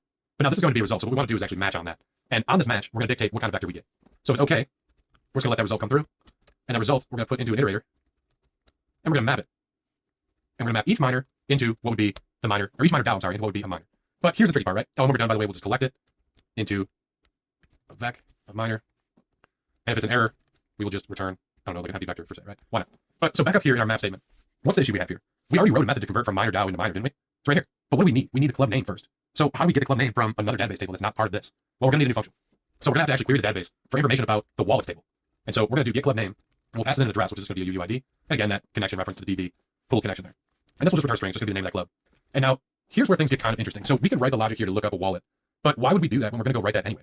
Right? Like we're going to literally write this function here as we go implement the methods for the database for the wallet. So assuming it needs to look like this, where we've got an address and a database connection reference, then we can just match on that. And if we get the response that we're looking for, some matched wallet, then we're going to go over and do matched wallet dot club name. And if we get none, then we're going to respond with club name not found, and we're going to do that to string. So that covers our option return type. Now, here's the issue. We didn't write this method yet, right? So before we go too far, we want to make sure that this is going to actually return the way we think it's going to. But the implementation that we would be looking for down here is we're just going to say let club name equal get club name. Now, as you can see, our address is just going to be m.address, and our connection is just going to be that con value that we passed in. And now that that's done, we have the club name there. It's just going to be m.to miner club name. And since we wrote this to return a string either way, no matter what, if we get some or none, this is totally valid without any kind of option handling in here. So that's good. Looks pretty clean. And this is our implementation to get all the miners. That's how we get the club name from any wallet that each miner is linked to. So we already wrote this out. Let's go into our wallet file and let's write that function now so we don't forget. So we're just going to do pub function. Fetch wallet by ID, and we said it's going to get an address of type UUID, right? And we're also going to use that con DB pool connection again. We're going to see that a lot. And we handled it as an option in the previous example over in that other file over there in miner. So that's how we're going to handle it here. And once we've done that, again, we're going to use the schema crate thingamajig, but instead we're going to use the wallet schema. And with that, we're going to match on wallets. We're going to filter it this time, where the address is equal to the passed in address. Now take a look. Notice as I write this, this address word here is not anywhere in the scope of this function. The only one we have is underscore address. That's because this came directly from the schema. And that's exactly what's going on with this right now. It's an actually referenceable object, but it references the contents that could be in this database. So kind of tricky, but it gives you the unique ability to do inline statements like this and do operations in Rust, just typical Rust syntax, without having to worry about like all the underlying SQL. So anyway, let's load that up. It's going to be wallet DAO as a load, pass in the con, and since we're matching that, we want to do something with it, okay? And now again, this thing is going to get tricky.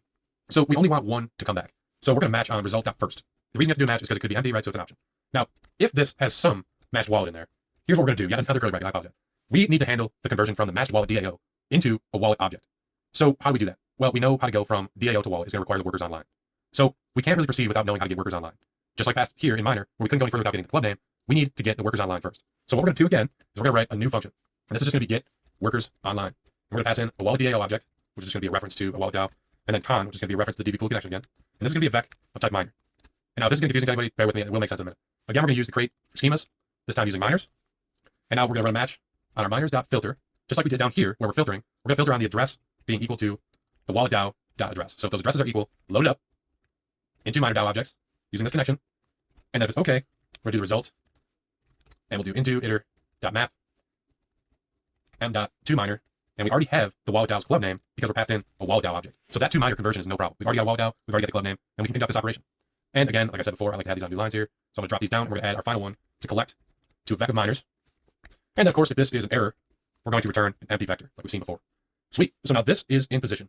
And down here, we can complete our implementation now. And we can just say, for mapping this value, for returning a mapped wallet DAO to wallet, we're going to say let workers online equal get workers online, of course. We're going to reference the match wallet and just pass in con. And then right below that, we will have some match wallet.toWallet, and we'll pass in workers online. And that will take care of business for our match case with the OK. And then, of course, if we don't have anything there, we're just going to do none. And then down here, again, if we have an error of any type, we will also do none. So let's recap here now. We did some bouncing around amongst these database functions, but now we have everything we need to convert to and from data types. So we need workers online to convert from wallet DAO to a wallet. Here's get workers online. We need the club name to convert from a miner DAO to a miner. Here's get club name, right? And all of these are set up. So let's pound out the rest of this API. The next thing we're going to need is we're going to need get all wallets.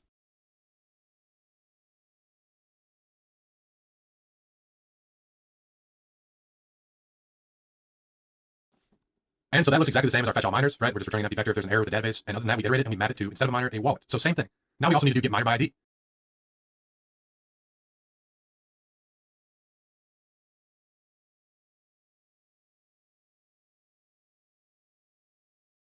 And as you can see, that looks exactly the same as fetch wallet by ID. We've got the same OK error operation going on, the same match, nested match setup. And again, instead of flipping from wallet, we're flipping to miner. Cool. So that takes care of our two retrieving methods. Now let's handle our write methods here. We're gonna actually post some new objects into our API. So let's go ahead and build those. We're gonna start with the wallet. Let's create a new wallet. And now as you can see in this one here, we're actually going to be passing in that new wallet request object that we created. So now we're just creating a new wallet here. And as you can see, we're taking the user's input for club name. We're generating a new random UUID, turning it to a string. And then we're just creating these variables here with zeros for now, because if this is the first time a wallet's being created, there are no miners online for this wallet until we go create them. So this is how a new wallet will get added. Then we just convert it to a wallet DAO so we can write the database. And down here, this is where we actually are going to do a match on this diesel command, because it could be, an error, it could be a result. We're going to insert into wallets, just referencing that schema object again, values, and it's just going to be that new wallet DAO. Dot execute, com. And since we're matching on that, if it's okay, we want to just pass okay, new wallet DAO, dot to wallet, and we'll just have a new vector in there. Since like I said, that's going to be heavy at first. If it's an error, then we want to just pass that error along. All right, and now that's our create new wallet, and we're going to do the exact same thing over here for mine.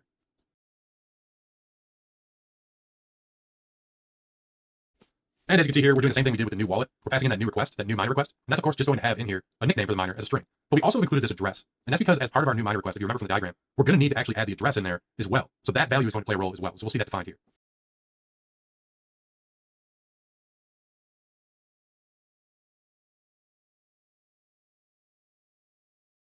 And boom. As you can see, that was also exactly the same as a new wallet, except this time we're just changing the rules about how we define a new miner. So with the new miner, it's going to give us the name and a new miner request, and also the address of the wallet. Then again, we're going to just create a new UUID for that new object. We take the address and the club name. Club name comes from actually looking up the address right up here. We're going to take the nickname from the user, and then these next two values are just going to be random. So our hash rate, and again, in megahash per second, that's going to just be a random value between 20 and 100. And then for our shares mined, we'll just have a pre-configured value come from 140. Nice. So these are all done. We've buttoned up all of our service methods here, and now let's go plug these into the controller. So we're just taking a quick detour over to main because we're going to go ahead and set up our imports and our crate root here, just to make life easier as we go and button the rest of this up. So again, we're going to do macro use, and this time our external crate is going to be diesel. And then our use statements, I'm going to just copy the new ones in here. We're going to be using the same Actix ones with a few of these diesel ones, including those pool connection stuff. And that comes from a library called R2D2. So let's also get our updated modules in here to include the schema. And finally, I'm going to define types for these different database pool objects here. And these will make them easier to reference throughout the rest of our app. And then here's a nice little helper method that will allow us to actually convert from a database pool to a pooled connection. And that's because this is going to be, this results, and then we need an expect and things like that. So we wanted to make sure that this was accessible all throughout the crate. So I put it in main. And I will come back here when we button things up to add database logic to our, Actix boot up here. But all right, so now going to the controllers. If we go into the wallet controller, let's go ahead and string up all those wallet methods that we wrote. And let's see how nice and easy this is going to look. So let's drop this comment, and we'll do let con equal crate, get connection to pool. And now each of these Actix endpoints are going to have this database pool. And that's exactly why we hooked up all the DB pool connection stuff to each of those endpoints. And that's exactly what it was going to be for. So now we're pulling that in. And I'm just going to quickly update the imports here in our controller as well. So we have those diesel ones. And now wallets is just going to simply become, instead of an empty vector, it's now just going to be fetch all wallets. And we just pass in that con reference there.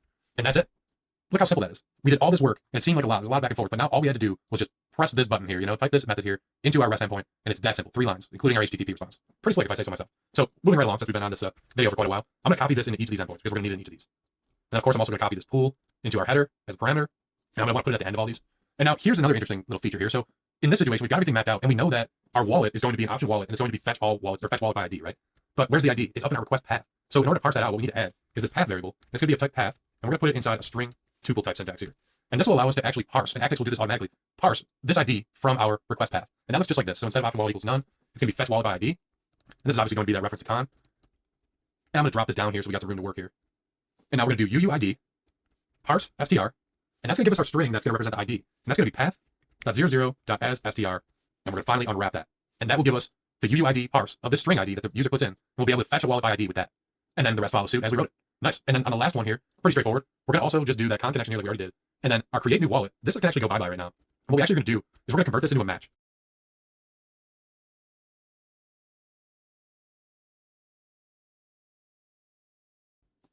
Okay, and that's our new match statement for our create new wallet. As you can see, I just flipped it over. So we're going to create a new wallet with our service method that we wrote right down here. But then this returns a result. So we want to handle that result.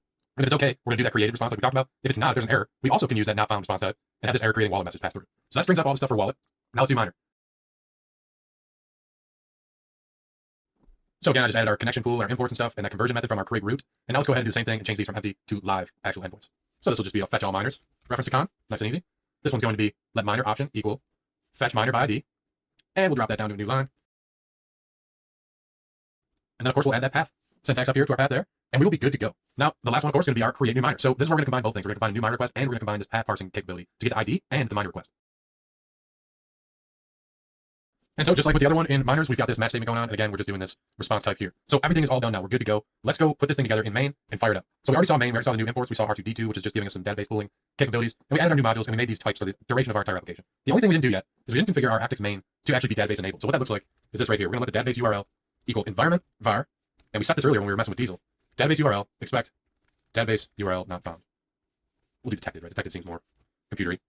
And then we'll say let manager equal connection manager. And right here, we're just setting up the connection to the database.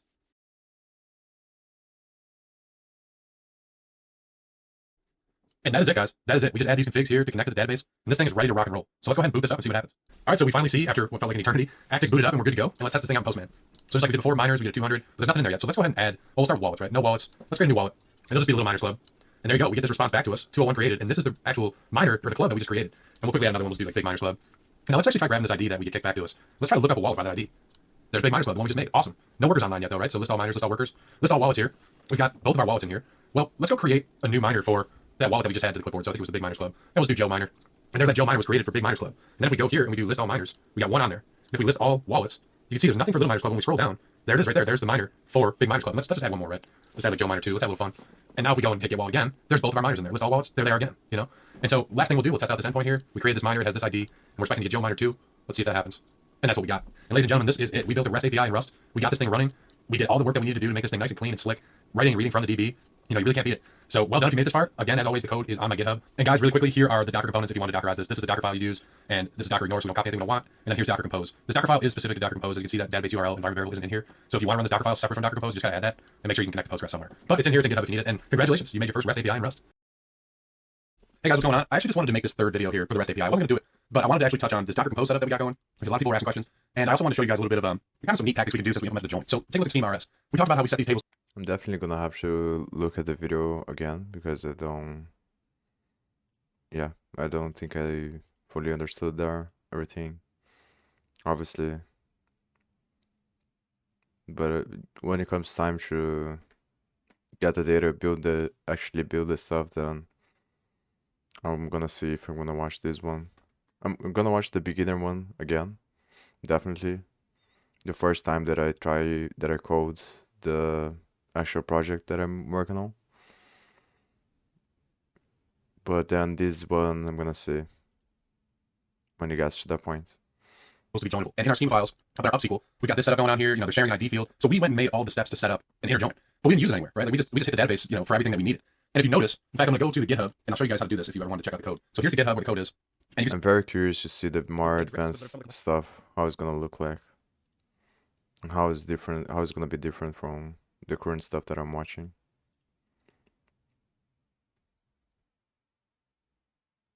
And I'm gonna have to see if I'm gonna watch a bunch of them or just a few. And if it's just a few, then I have to select. And that's the only thing that I didn't like about his channel. I wish there were some different playlists for beginner, intermediate, and advanced. So I know which one to choose. But I guess it's fine. I can just watch a bunch of videos and then I'll figure out. I also want to watch this one, I think. Because on this one, it says that this one has more stuff that is more beginner friendly.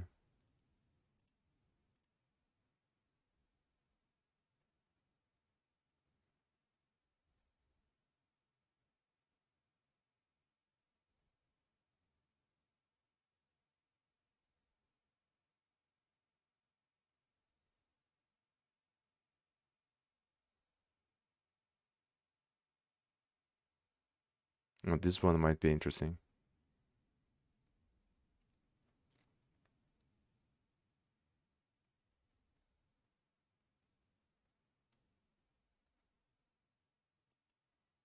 All right, hello everyone, welcome back. Again, I should think I watched this one before I watched the other ones.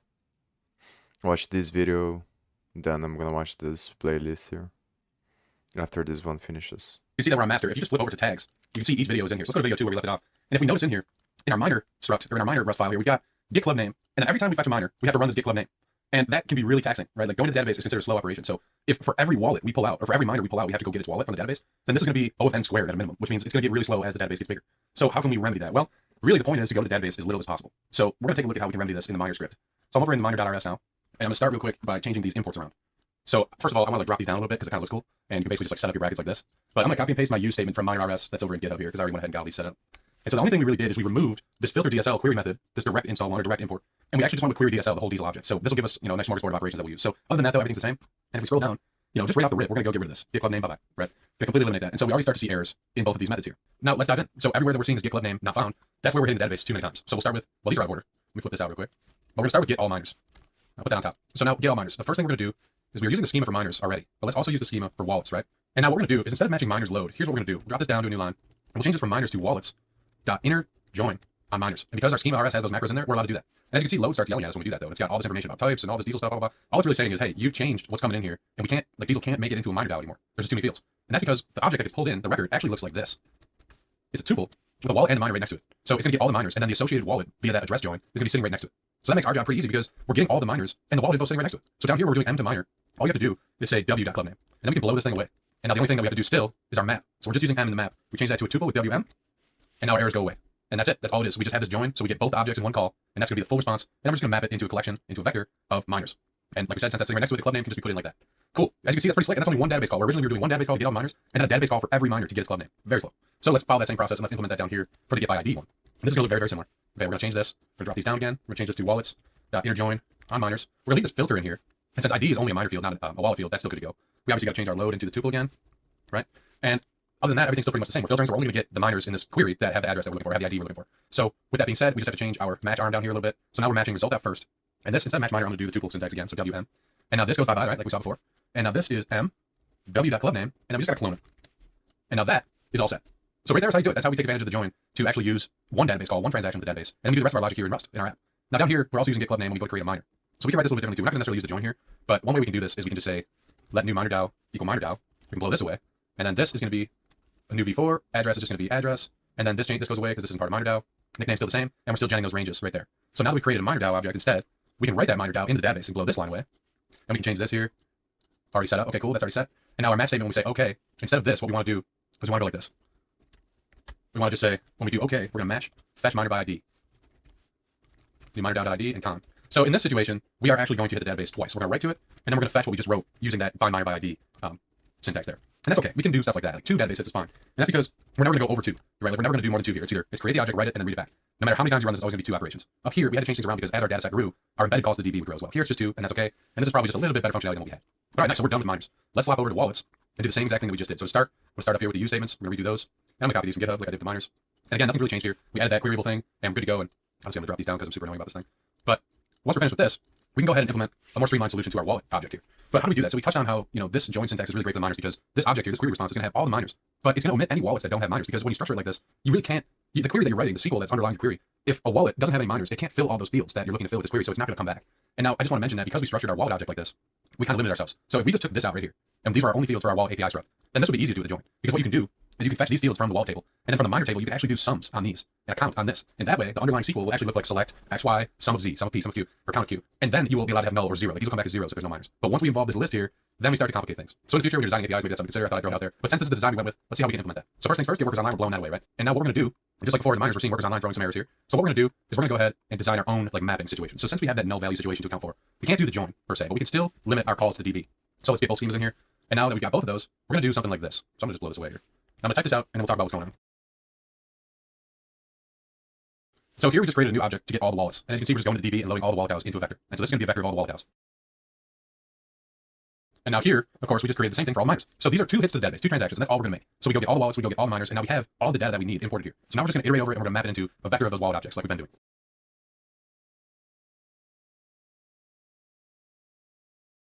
And And there it is, ladies and gentlemen. That's how you do it right there. So, like I said, we're pulling all the wallets, all the miners from the database, and then here we iterate over the wallets, and we map each one into a wallet. And in between that operation, what we do is we create an FDVec, we iterate through the miners, and we grab any of them that have the same address, convert them to a miner, stick them in that vector, and then when we eventually get through that list of miners, we go ahead and pass it into the to-wallet function and convert the wallet DAO into a wallet. So as you can see, this is kind of slow, but it is a little bit faster than going to the database for each item. This will scale better. But if you guys come up with a better solution than this, drop it in the comments, because I would love to see what you guys come up with to make this a little bit quicker. Maybe use less memory, not use like 2 iterations, whatever. Definitely give it a rip. But anyway, this is what we're gonna go with. Let's implement this for the wallet by ID as well. Okay, so this one I'm gonna stop a little bit here to talk because this one's gonna look a little bit hairy because we're gonna have a few embedded match statements here. But to start out, what we're doing is we're gonna load all the wallets in as a wallet DAO. But we're applying this filter here, like we've seen before. So we're only gonna get the wallet DAO that is equal to this address. And here, notice I had to use the full path of the schema because we've imported both of them up here, and they both have the address field. So when you just do address, Diesel doesn't know which one you mean. It says it's ambiguous. So you have to direct it to which one you want specifically. So no big deal. And then we load these all in, and we're gonna match on the first one, which is of course an option, right? So we can either get some or none. And essentially we have to handle that, we have to do a match statement. And when we do, if we get a successful object from, like if we load successfully and then we successfully get the first one, with that object, we're gonna start doing other stuff too. So like we're gonna use that wallet to go get the different miners associated with it. So we'll go ahead and create these brackets, and then we'll set that up. So just to stop again real quick, just so you guys don't get lost in these embedded matches, if we get the first one, like I said, then we get obviously some match wallet DAO we're gonna get. And so if that's the case, then we're gonna say, all right, if we've got a wallet DAO that matches, go to the miners table and pull all of them out, but filter them by address. So only get the miners that have this address for the wallet DAO that we're currently holding right now. And so if this works, if load is okay, and we get a vector of miner DAOs back that have the same address, then we gotta do something with those. And right here is where we're actually gonna create the conversion into a wallet. And that goes like this.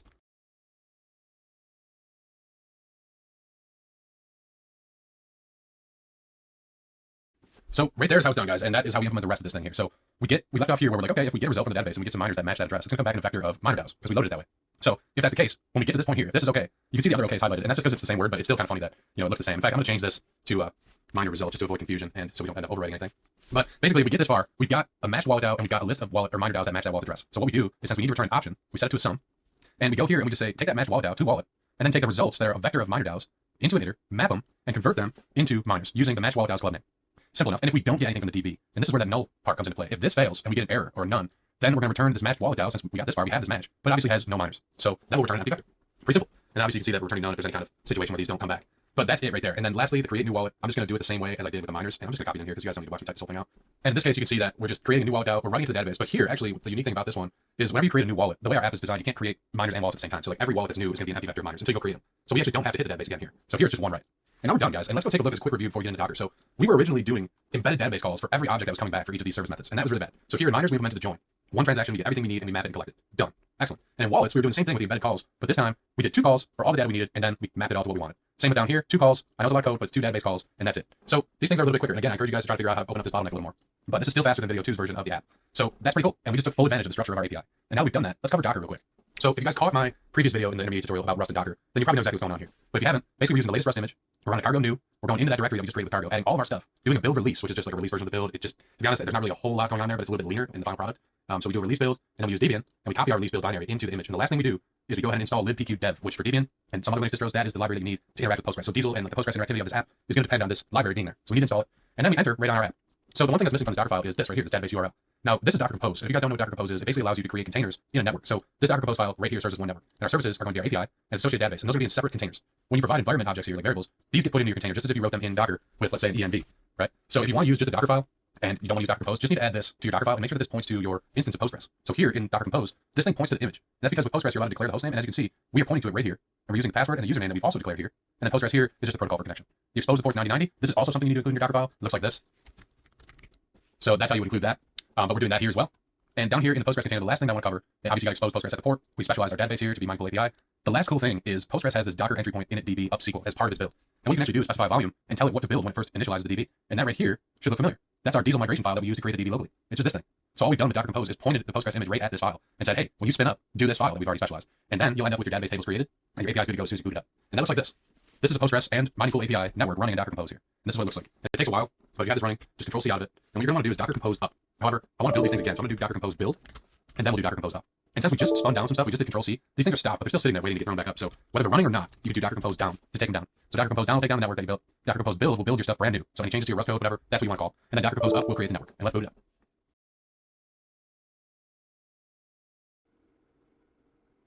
So there you go. We got back to this original screen here. We can see Postgres booting up. And right here, that Docker entry point, create table. So there's our up SQL getting done. Those tables are available. And finally, Postgres says, hey, we're ready to go. Database is ready to accept connections. As soon as this becomes available, you can see Actix boots up. So our Docker Compose works good. And now we're running on 9090. And since we map those ports, we can actually get at this locally.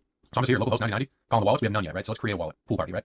Create a pool party. Let's grab the ID. Let's go to get wallet by ID. And there's pool party. And if we list all wallets, there's pool party again. And let's even create a miner. Let's just make a hash monster 1000. Sure. Create that in Pool Party. And now if we go list all wallets again, there it is, Hashmaster 1000. List all miners. So it looks like we're good. Everything we have is good. So this database, this API, everything we built is working properly, even with those changes we made. And you're not going to notice since we only have a few records, but this thing is much faster now. So cool, guys. Awesome. Just wanted to show you guys some of those enhancements, kind of build on the knowledge that we developed last video, show you some best practices for APIs, and give you a good taste of Docker. Because the nice thing about Rust, and I showed this before, is you can build this thing, and then you can ship it to a Linux image without Rust or Cargo on it, and still run it as a binary. So one of the nice features of Rust is this right here, and in Docker that's super important. All right, guys, cool. Thank you very much for watching.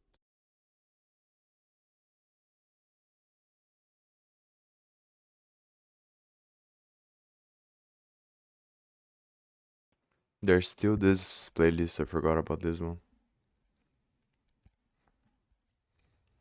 Hello, everybody, and welcome to the Rust Solana tutorial. So Calculate the time. I think I'm gonna take the headsets off because it's getting hot. I'm gonna put the other stuff on. I'm gonna watch this playlist and then I'm gonna be done. And I'm gonna continue to watch off stream, I think. But that's the plan. To watch this stuff and then do the stuff that I talked about several times.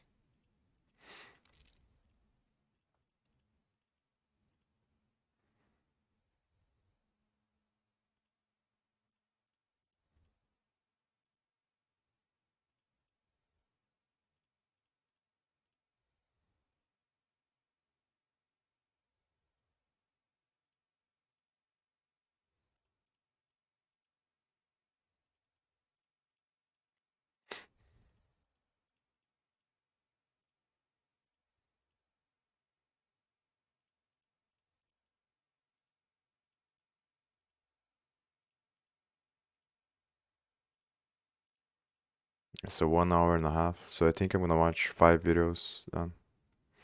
Just so don't spend. Then I'm gonna take a break probably and continue to watch off stream. Let me take this off.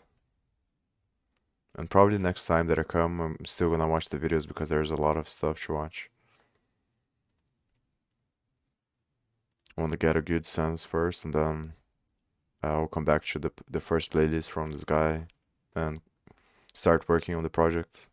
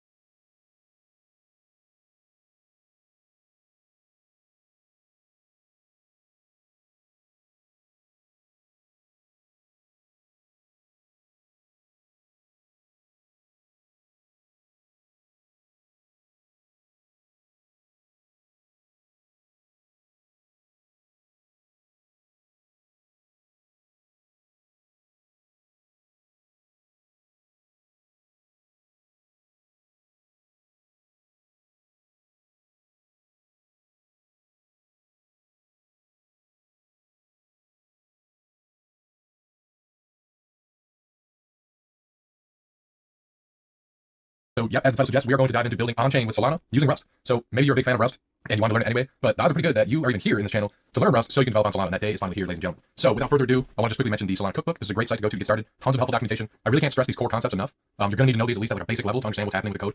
So give this a look. And of course, you got to have Rust installed. So I recommend just going with this, install Rust and Cargo, do the Rust app script, and take care of business. So as long as you got Rust and Cargo and Rust C and all that stuff, and you kind of breeze through this stuff, then you're good to go. And we're going to install the Solana CLI. And that's going to allow us to conduct all kinds of business with the Solana network. Actually, more than one Solana network. There's going to be the dev and testnet and mainnet. So here you can see, and I got this link in the README if you guys need to get at it. It's also going to be in the description of this video. And basically, you just copy this here and use it to install Solana. Now, I've already got it, so obviously this is going to be a little bit different, but it does take a minute to download, so I'm going to fast forward this part here. Okay, as you can see, there's really no output here, and there should be a little bit more output when you first install this, but I think I just realized I had it already and it didn't really say much. But anyway, you should be able to run the command Solana, and you'll get this massive help menu here. And these are all the different commands you can run on the CLI. So we're actually going to take a few minutes in this first video and talk about what the CLI does and how it relates to building Rust on Solana. And in the next video, we'll get into actually doing the Rust stuff. So really quickly, I wanted to mention, if you haven't read through any of this documentation yet, the biggest thing to understand at this point in this tutorial is that Solana is based on what's called accounts. So a wallet is an account, a program that you write is an account, there's accounts that store data, there's accounts that don't store data, and that's all described pretty well in here. And there's some details about them in this description here. So when you first get the CLI, what you need to do is you actually need to configure it so that you as a client are a recognized Solana account. So I've done this on my computer already, so I don't get any warnings about it, but when you're trying to conduct different Solana commands, it will actually ask you, to generate a key. And that looks just like this. We just type Solana keygen new. And now I've already got one, right? So it's refusing to overwrite it. So I'm going to go ahead and add the force flag just to show you guys this process. So originally it's going to ask you for a BIP39 passphrase, and this is completely optional. If you want to protect your recovery phrase or you want to protect your private key, this is advisable. For now, I'm going to skip, just enter for none. And you can see that it spits you out a recovery phrase right here. Now, don't try to steal anything from me. I've only run this on the DevNet, and this is going to be changed by the time I publish this. But obviously, it goes without saying that you're going to want to keep this somewhere secure, especially if this is going to be production development. You're going to be pushing this up to prod. You're definitely going to want to keep this somewhere low-key. But pay attention. It says it wrote a new key pair to this home directory here, config solana id.json. So this is where our key is living right now, our private key and our public key pair. So I'm going to copy that, and I'm going to type solana config set -- key pair, and I'm going to set it equal to that key right there. And you see we get that confirmation there. And you can see config file right there. Now, the next thing we're going to do is we're going to establish connection to the network. You can see right here, I've already connected to the DevNet, and it recognizes it in the WebSocket. Now, to do that, though, what you're going to want to do is do solana config again, set, and this time it's URL. And then we're going to, you can use whatever network URL you want. This is the DevNet right here. If you want the testnet, and I'll include these in the README as well. If you want the testnet, it looks like this, and then the main net looks like this. But we're going to be going with DevNet. So we'll walk that back. We'll copy over the DevNet. And like I said, we just hit enter, and there you go. It looks the same as it did before because I had the DevNet, but now you're good to go. So now you've generated a key pair. Your device is running as an account, right? Like this key pair represents your device being recognized as a Solana account. And since we set it as the config, we set our key pair here. Now we have our client configured, and we're a recognized account, and we can do business on the network. So the first thing you can do is just do Solana logs. And as soon as you hit that, you get all the logs live from the Solana cluster. This is everything coming from the DevNet right now. So everybody running anything on Solana is coming through right here. And so when you're building stuff and running it, you're going to actually use some Linux commands like grep and awk to grab out some of your program IDs and recognize which one's going to be yours. But we'll get to that. So you can control C out of this because it's going to just keep running. And there's a couple other cool things you can do with the CLI. So since we're sitting on the network here as a client, we can actually query it for some information. Like let's get our balance. Obviously, we just created this account, so our balance is 0 SOL. But since we're on the DevNet, you can actually do an airdrop. If I can spell right. And I don't know, let's airdrop 5 SOL. So I got to have it quick because I guess it doesn't really like you trying to airdrop 5 SOL, but 1 SOL works fine. So if you just slide airdrop 1, you can see the signature there, and then you can see that we got 1 SOL. So if we go ahead and do Solana balance, we're going to have 1 SOL. And why don't we just airdrop another one? Why not? I mean, it's a DevNet. Let's get a little bit more money going in here. 2 SOL. And again, that's our balance, of course, right? So that's pretty interesting. You're going to want to do that obviously before you start developing because you need Solana or what's called Lamport, which is a smaller incremental value. 1 Lamport is equal to a tiny fraction of 1 SOL. And you're going to need some of that money to pay what's called rent and to pay different fees to deploy your applications and to run transactions and things like that. So you need a little bit of SOL to do a little bit of development, especially on the mainnet. So moving on now, there's a little bit more we can do with the CLI, and it all comes down to just hitting these different commands and just trying different stuff out. And I really encourage you guys to just go nuts, right? Like just try different stuff. This is the total supply on Solana. You can see the total circulation. This is obviously all DevNet, so we're looking at everything DevNet related. But just feel free to just grab any of these commands. They're pretty friendly, and if you screw something up, they give you a pretty good response about what you did wrong, and often just a help menu spits out. So you can see a lot of super useful stuff on here. But all right, so now that we've got this set up and we're good to go on the CLI, I just want to quickly talk about this Docker file I have here. So this is just an Alpine image with glibc provided by this Vlad person. So you can find this on Docker Hub, and I really just walked through the same steps that we kind of showed in this video. So I added some dependencies, just some Linux packages for Alpine that we're going to need. You need this one for Solana, obviously npm and Node, and then we install Rust and Cargo and Solana. So the point of this image is really to have a Docker image that we can use to conduct business on Solana CLI and deploy our applications. And this is a really big piece of actually Dockerizing Solana apps. So we'll probably come back to this real soon. But in any event, this is actually available on my GitHub. I mentioned this every video. The description has a link. Go take a look. But in the next video, we're actually going to start developing some Rust and deploying it on Solana. So let's start. All right, let's write some Rust. So before we dive in, we're going to actually do this according to Solana's recommended structure for repositories for Solana apps. Now, this is all driven through Node.js. So I encourage you guys to go download Node.js. Make sure you get NPM as well. And make sure you use NVM if you're using Windows Subsystem for Linux. It looks like this right here. This is actually really helpful to get the most recent versions of Node and NPM if you're using WSL2. Either way, once you've got Node and NPM set up, you're going to want to actually do our repository setup like this. So we'll start by just creating a directory outright. We'll do hello Solana. And now inside this directory, we're going to add a package.json, and all of you JavaScript guys know exactly what's going on here, and also a source folder. And now if we pop open our terminal here, and we go into source, hello Solana /source, once we're inside this directory, we can now do a cargo new. That all too familiar cargo new. But this time we're going to do a lib, and we're just going to call it program. So new library program package, and this should look pretty familiar, right? Now let's ignore the Node.js and NPM setup for just a second. Let's go right into the Rust, because that's what we came here for, right? So diving right into the Rust, we're going to first want to set up our cargo toml, of course.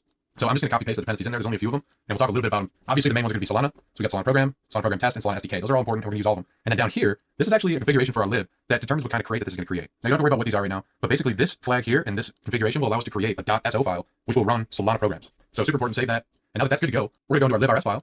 We're going to blow all this stuff away. And all we have to write here is our use statements. So I'm just going to copy these in here, of course. And these are the ones that we're going to use, with the most important one being entry point. Because entry point is a macro. We write it like this. And this is all according to Rust's specific document on Solana, also the official Solana docs. This is how you set up a Rust program for Solana. You establish this entry point using the macro. And then you just go ahead and write your function. And we're going to call this function process instruction. As you can see, that's what you're going to find in a lot of the docs on Solana. And I'm just going to copy this function in here. And as you can see, we're just telling Solana, enter our program on process instruction. And that's, of course, right down here. And as parameters, you can find this on Rust docs on Solana. This is what any entry point is going to need by default to include as parameters. So we've got the program ID, we've got the accounts that are going to be allowed to conduct business with this program, and then any instruction data comes in as a byte array. Now you can see the orange flags there because we're not going to use any of those right now. We're just going to display this message here just to show you guys just an example that our program's going to hit on the chain and run it. Just a quick call out, Solana actually has some really intricate design patterns in their SDKs, And one of the most notable is this message macro. They wrote this specifically because they felt that the print line macro that we've seen before was, quote, computationally expensive. So you can see it's kind of cool. Like they put a lot of work and a lot of effort into making sure that the code that they're using is really, really fast, high performance. But anyway, so this is going to do the same thing as print line. It's going to just print this out as a log. And this is really all you have to do. This is it. Like, we don't need any other files. We don't need to do anything else. This is how you create a program or a smart contract or whatever you want to call it on Solana Network. This is it. And as you can see and imagine, building out from this, entering right here, this is like your main function. And then any Rust files that you include in your program and your source will all just be part of this program that you're writing here. So pretty cool, but this is all it takes. So once this is done, what we can do is we can actually build this thing out with Cargo, right? I'm going to do that from WSL. So I'm over in our directory here. I'm going to CD into Hello Solana. I'm going to CD into source as well and CD into program. And I'm going to do cargo build, but I'm not going to do a traditional cargo build. I'm going to do a cargo build BPF. And that's because BPF is actually the byte encoding that Solana uses to encode your applications. So it's not your typical binary runtime. Obviously, this is a lib anyway. It's a little bit different and specifically tailored to run on Solana Network. So we're going to do cargo build BPF. And it's going to take a minute. So I'm going to let this thing run and I'm going to fast forward. So our program is built, and you can see that we immediately get instructions here from Solana SDK that tells us how to deploy it. And you can see Solana program deploy, and then there's the path to our hello solana.so. And now we can go ahead and deploy that. So let's just copy this command and let's just run it. And there you go. We just deployed that program to the Solana DevNet, just like that. Now we're already configured for the Solana DevNet, right? So just do Solana config, get the configs. We did this in the last video. We already set up for the DevNet. So when we ran the Solana deploy, so Solana program deploy, it already knew to use the DevNet. We already had keys set up. We did all that in the last video. But what's cool about this is we got this program ID as a result of our deployment. And this is actually the address of your program on Solana. So if you do Solana program show, and then just do programs, you actually can see any running programs that you put on the network thus far. So it takes a second, but once it comes back, you'll get those program IDs. So as you can see, there's a few different programs that I had deployed out there. Our most recent one being this one right here. And that's really all it takes to deploy a program out to Solana. It's that easy. The tricky part, though, is actually running this program and triggering it. And that's where the Node.js stuff comes into play, right? So we're going to dive into what that's all about. And we're going to actually build some code that's going to trigger this program ID, and we're going to see how this thing runs on the network. So let's dive back into our application here. And we talked about this being NPM, we're going to run this with Node.js and yada yada. So what we want to do is actually go into, it's going to go back into the root directory, hello Solana. And we want to install the Solana Web3 SDK here. And it's actually a wrapper around Solana's JSON RPC API. So real quick, what this API does is it's literally just an API to interact with the cluster. So if you notice from that command here, you saw that the DevNet URL is this API.devnet. And that's all this thing is. It's just an API. And you can hit it with different requests and conduct different operations on Solana. And that's exactly what all this documentation here is all about. If you look on Solana's official docs, you got the JSON RPC API. That's the raw API that all this stuff is really using. And then the Web3 JavaScript API is built around this. And you can actually download that with this npm install command right here. So we're going to go ahead and do that. Again, this is just a wrapper around Solana's official API. And it's going to allow us to write a little bit of JavaScript to do some operations that you otherwise could just conduct over like a traditional API call. The reason we're going to do this with code is because, as you can see, these are all encrypted strings. And it's tricky to kind of create an encrypted string that has all the things that you need, including like instructions and whatever. So it's easier to just represent in code with Solana's SDK that is available for JavaScript. So that's exactly what we're going to do. Hopefully that makes sense. I know it's a mouthful. But either way, we're going to use this command. We're going to install Solana Web3. Now, really quickly before we run this, I just want to mention that you actually should just remove this empty package.json. If you do that, then this npm install command will actually create that for you. So when you install the Solana SDK here, you're going to actually get that package.json, and then we'll go modify. So you let this thing finish up, and once it's done, you'll have the Solana SDK, and like I said, you will have a package.json in here, and it'll look like this. Now, I'm just going to copy in what my package.json looks like after I add all my changes. And it's not really too much to unpack here. So we've got some information about our app, including the URL to my GitHub here. And down here's all of our dependencies, including the node version we need at least. Now here, under scripts, this is one of the key parts right here. So in npm, for those of you who don't know, you can define your own custom scripts here to run with npm. And so this one start is going to use TS node to actually boot up this TypeScript file that we're going to create. Don't worry about that. Clean, as you can see, is going to do clean program, which we define down here to be a cargo clean. And then there's cargo build BPF, which we saw already, and cargo test BPF, which does exactly what you might think it does. And you can see that we're pointing it to the manifest here, so it knows what directory to get it from. And all in all, we're just using npm to direct cargo within our program. And this is why I said you can have multiple programs within the same repository, because you can just build your scripts out to manage more than one program file here, or more than one program folder, and have multiple Rust programs going in here. Either way, as you can see, this is our only TypeScript command here that actually does not involve Rust, doesn't involve cargo or anything like that. And it lives in this client folder here, so we're going to go create that. So now we've got our client and our program. The program is going to be our on-chain program written in Rust, and the client is going to be technically our off-chain program written in TypeScript. Now, you don't need to know too much about TypeScript to learn all this stuff, but I will say that there's a ton of JavaScript support for Solana and for the API, and honestly for a lot of crypto things out there, not just Solana. So it's good to maybe pick up, at least at like first blush, some TypeScript experience. But either way, to this extent, this is what it's used for. So in our client main TS, we're going to just add some imports here. And this is going to be a bunch of different things from our Solana Web3.js dependency that we went and installed. And we'll cover what each of these are going to do as we see them laid out in the code. Next, what we're going to do is establish a constant that's going to represent our key pair that we use to deploy the application. Now, don't worry, you might not recognize what this is looking for, but if you see this hello Solana key pair.json, we actually saw this before when we deployed our application. And if we look at our previous command, going back up here, we can see that it lives over in source program target deploy hello Solana. So let's go there. And in here, you also have the key pair. And that key pair is what we're going to actually try to look to resolve here. But obviously, we're pointing to a different directory. And that's because in the package.json, I've actually added this option here to determine where the output file is going to actually land. So when you run cargo build BPF, like you saw me do earlier, this time we're pointing it to a different manifest because we're obviously living inside a little bit different repository structure. And we're also telling it to put it in this dist program folder just to make life easier for our TypeScript file to find it later. So no big deal there. Anyway, moving on, we're going to create our main function in TypeScript. This is going to drive our entire thing. And the point of this TypeScript app really is to trigger our program on the chain, to go in and create a transaction with our program ID that is written to the Solana chain. So that's all that this is really doing. So we're going to just add a little bit of like a print statement here just to say like launching client. And the first thing we're going to do now is connect to Solana Network. So we're going to connect to the DevNet here. As you can see, there's our DevNet API URL there. So we're using the connection object that we pulled in. And that's obviously our first thing that's involved with the Solana Web3 JS dependency. So that allows us to create a new connection. And the next thing we're going to do is we're actually going to derive our program public key, the one that we created, the program that we built in Rust. So that looks like this. We're going to walk through, and our secret key string is just going to be a read-in of that file. We're going to parse the secret key. Then we're going to generate a key pair from the secret key. And then we're going to get that public key from the key pair. So all this really doing here is now we've just got ourselves set up with the API, and we went and got the public key for our program. Now the next step is pretty important. The next step is where we actually have to do, like we've seen before, we have to go ahead and create ourselves an account so that we can do business on Solana. Right? Like when we saw in the first video, when we downloaded the CLI, we had to create ourselves a key pair and then do an airdrop. Well, that's exactly what we're doing here, right? So we're generating ourselves a new key pair. This is the same thing as doing Solana keygen new. And then we're doing an airdrop. And we use this land ports per soul constant. It's a number of land ports in one soul. So just providing this is going to give us one soul per airdrop. Okay. And as you can see, we're using our public key. We're requesting airdrop our public key. So far, as we go through this, we've got our program's key, our program's public key, and we've got our public key. We've got both of these bits of information available. Now, we need to use this information to conduct a transaction. And because we didn't write any kind of specific instructions or anything crazy, we don't have to worry about doing anything with the instructions. Like we pretty much omitted all these. Actually, we have completely omitted them. So it doesn't matter what we really pass in. What we need is these two things. Our instructions they're just moved. So let's go ahead and see what that looks like. This right here is how you conduct a transaction with the Solana Web3.js wrapper. So we add this print statement, and we're just going to say we're pinging the program, and then we obviously print program ID. And then here, we create a new transaction instruction.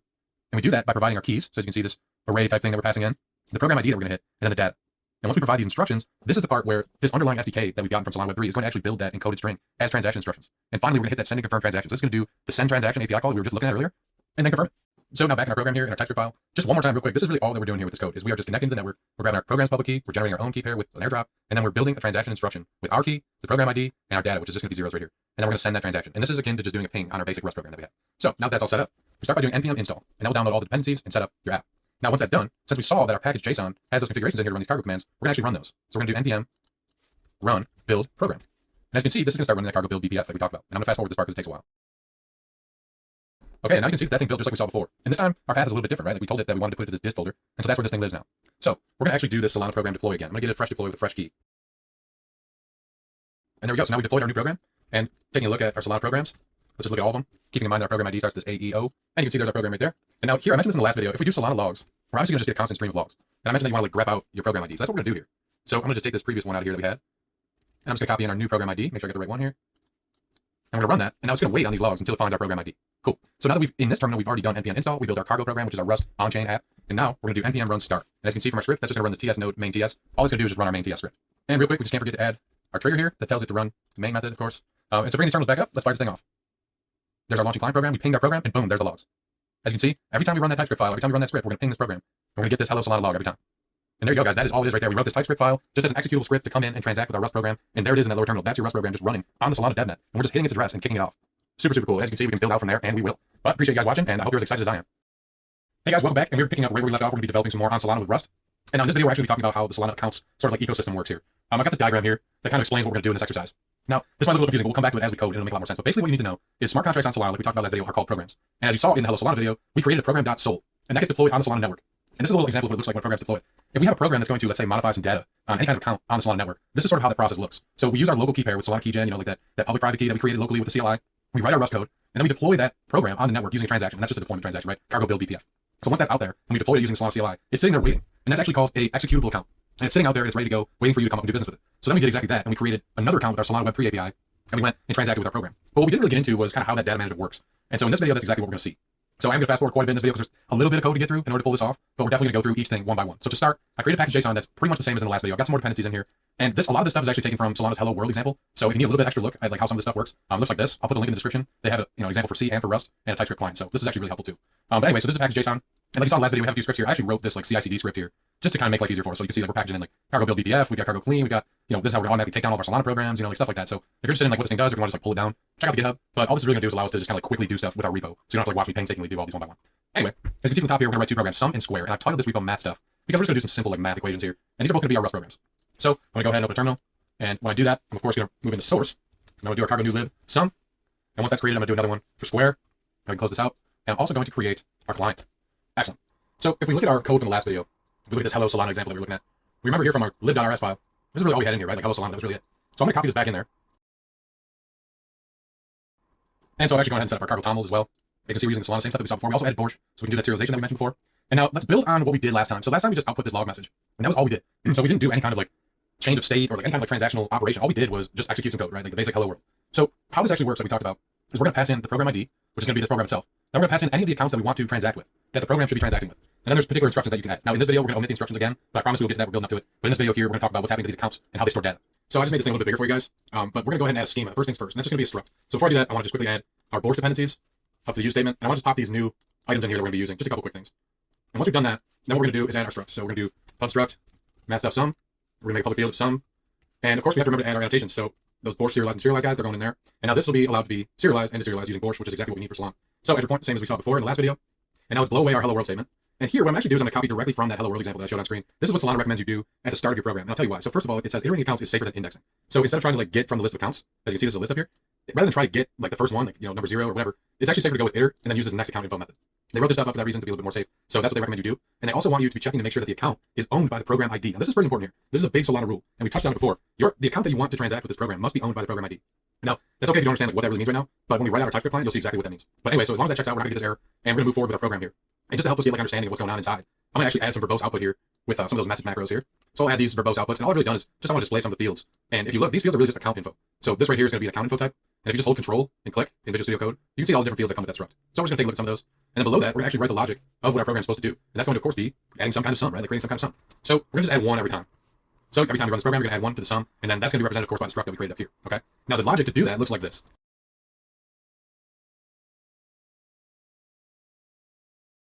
So that is really all it takes right there. So this Borscht type comes with a pre-built method here called try from slice. And as you can figure, that's just going to be a string slice representation of the bytes that make up this schema. So it's going to attempt to deserialize this slice into a math stuff sum struct.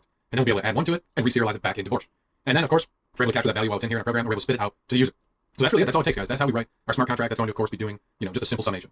So I'll save that. And I'm just going to copy this into Square. And as you can kind of probably predict, all we're really going to do is instead say squaring value. And then up here, we're going to just change this just so we don't get confused. All right, so our two programs are totally done. And now we can deploy these on a network like we saw before. But before we do, we need to write our TypeScript client. So let's go ahead and do that. So I skipped ahead here and I went ahead and created these 4 TypeScript files. And math is really going to be like our main one, and we'll come back to that. We'll start with util. So as you can see, we just have this one util method that's going to just be to create a key pair from a file. And all that's really going to do is it's going to take a file path to a JSON key pair, and it's going to turn it into a key pair object from the Solana Web3. You can see that we've got this key pair object here. So that'll come in handy. And I also went ahead and did some imports here because honestly, I figured you guys didn't want to see me like mess with bringing all those in. So those are already pre-configured for us. And we're going to start with this math class here because these two are going to just be the drivers, right? They're going to have sum, and if you look at package.json, we're going to have sum drive our sum example and square drive our square example, okay? Self-explanatory. So math.typescript is really going to be the one that we're going to focus on here. Now, there's a couple things we have to do in order to make this thing happen, right? To be able to do business with our programs on Solana. So the first thing we want to do is we want to get the key pair from our local config. And that's obviously going to be just a path to our config file. I'm going to be using WSL2 on Windows, so just make sure that this lines up with what you're trying to get at. And then we've also just added these like fields right here because these are going to be the things that are going to be super important. So the first is a connection to the network, and then we'll talk about these as we go. And then obviously just save this path here as a constant because we're going to need that. Of course, we want to know where our programs are. And obviously that's just going to be our connection right there.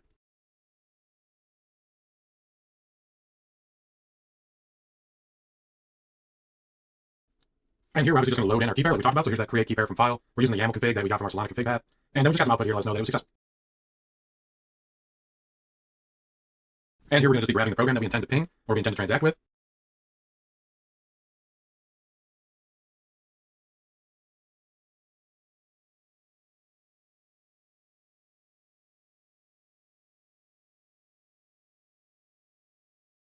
So as you can see, we're going to use this method here. We're going to be using create with seed. Now, the reason that we're doing this is because the seed allows us to create this key with a predictable seed value. But it's also, as you notice, that program ID is in there. This is going to make the program ID the owner of this account that we create, which is exactly what we said we needed in order to be able to do any kind of business with it. And our seed is just going to be test1 here, of course, and like that's just going to be something we're going to go in and change. And I'll show you guys exactly what happens when we change this account information. So down here, if it doesn't exist, right, of course we're going to create it. If it does, we're just going to use it, and that's why we create the key separate up here. So now that that's all set, the last thing we have to do is just ping our program.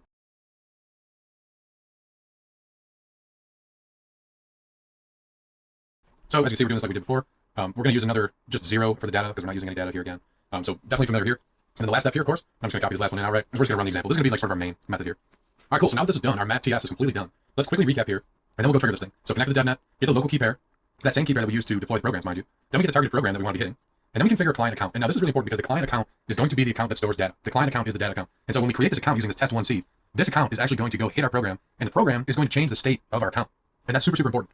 And that's why you'll see as we go here and create our other stuff, like let's go to some TS and let's just like paste it in here. So as you can see, we just threw in our main trigger, of course, and our main method, and we need to pass in the program name, right? Because that's what we said at our bottom, like sort of main method here. And we also need the space size of the program. Now we didn't really talk about that yet. So like, what is this? Well, this is going to be just the size and bytes of what we need to store in this account.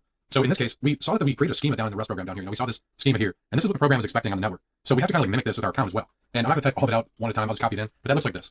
Now as you can see, we're creating the exact same struct. This time it's a class here, right? And then we use this map right here to turn it into a struct. And that way it's going to match. And you can see our field name is the same, and we have U32. That's exactly what we did here.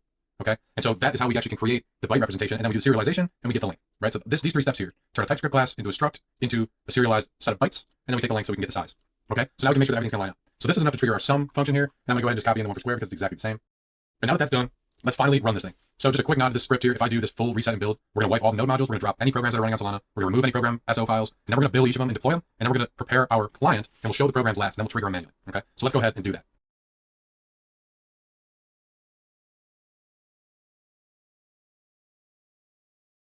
All right, so now you can see that our programs are just chilling out here on the Solana network, and there's both of them right there. There's sum and square. And if we scroll back up, we can see which is which. Square was built second, and you can see the program ID for square is right here. It starts with the 8. So this one's going to be our sum, and we're going to try sum first. So I just got this like Solana logs grep command. If you saw last video, you know what this is going to do. So we're going to start that off, and then we're just going to do npm run example sum. And as you can see, we're going to get all of our outputs here, like we wrote it. Connect to the DevNet, and now let's see what's going on here, right? So on the left side here, local account loaded successfully, and there's the address of my local account that I'm using to deploy this stuff. I use that same account to deploy the programs. I use it to build that address with the seed, and here's the program ID for the sum. And then down here, as we wrote this little message out, this is the generated address we got from that seed. And so if we look at this address, right, let's close this into the corner and let's open up another terminal. And let's just do Solana account, and I'll copy this, and we'll take a look at this. So as you can see, the balance is 1 SOL, and you can see that the owner here is the program ID. Bingo. And just for the record, program ID is just the public key of the executable account that is the program. And you can see that this account here is not executable, but it has a length of a certain amount of bytes, which means it's storing data. So if we run this thing again, npm run example sum, we're going to use the same exact address again because the seed is the same, we're using the same local address, it's all the same. And let's watch our output up here in the logs. Classic Solana DevNet errors. There we go. But unfortunately our log thing wasn't on. One more time, ladies and gentlemen, one more time. Just an FYI, the DevNet can be a little spotty because these guys are constantly working on the network. But now that we get a successful run, we missed that last one, but you can see that our current sum is now 3. And if we keep running this, obviously you know what's going to happen. It's going to keep incrementing. But this is what I was talking about with the seed. We just showed that this thing has its own data being stored. So what happens if we go ahead and we change the seed from test 1 to, I don't know, let's say test 2. And just so you know, I commented out the airdrop here because we're probably not going to need any more SOL. But yeah, so let's just change that to test 2 and see what that does to the resulting account. And I ran this a couple more times off screen just to make sure we weren't having more errors. So now if we run the example with that test 2 instead, you can see that our account is a little bit different, right? Like here's our new address right here. It's this 9x instead of EJ. And check out the output.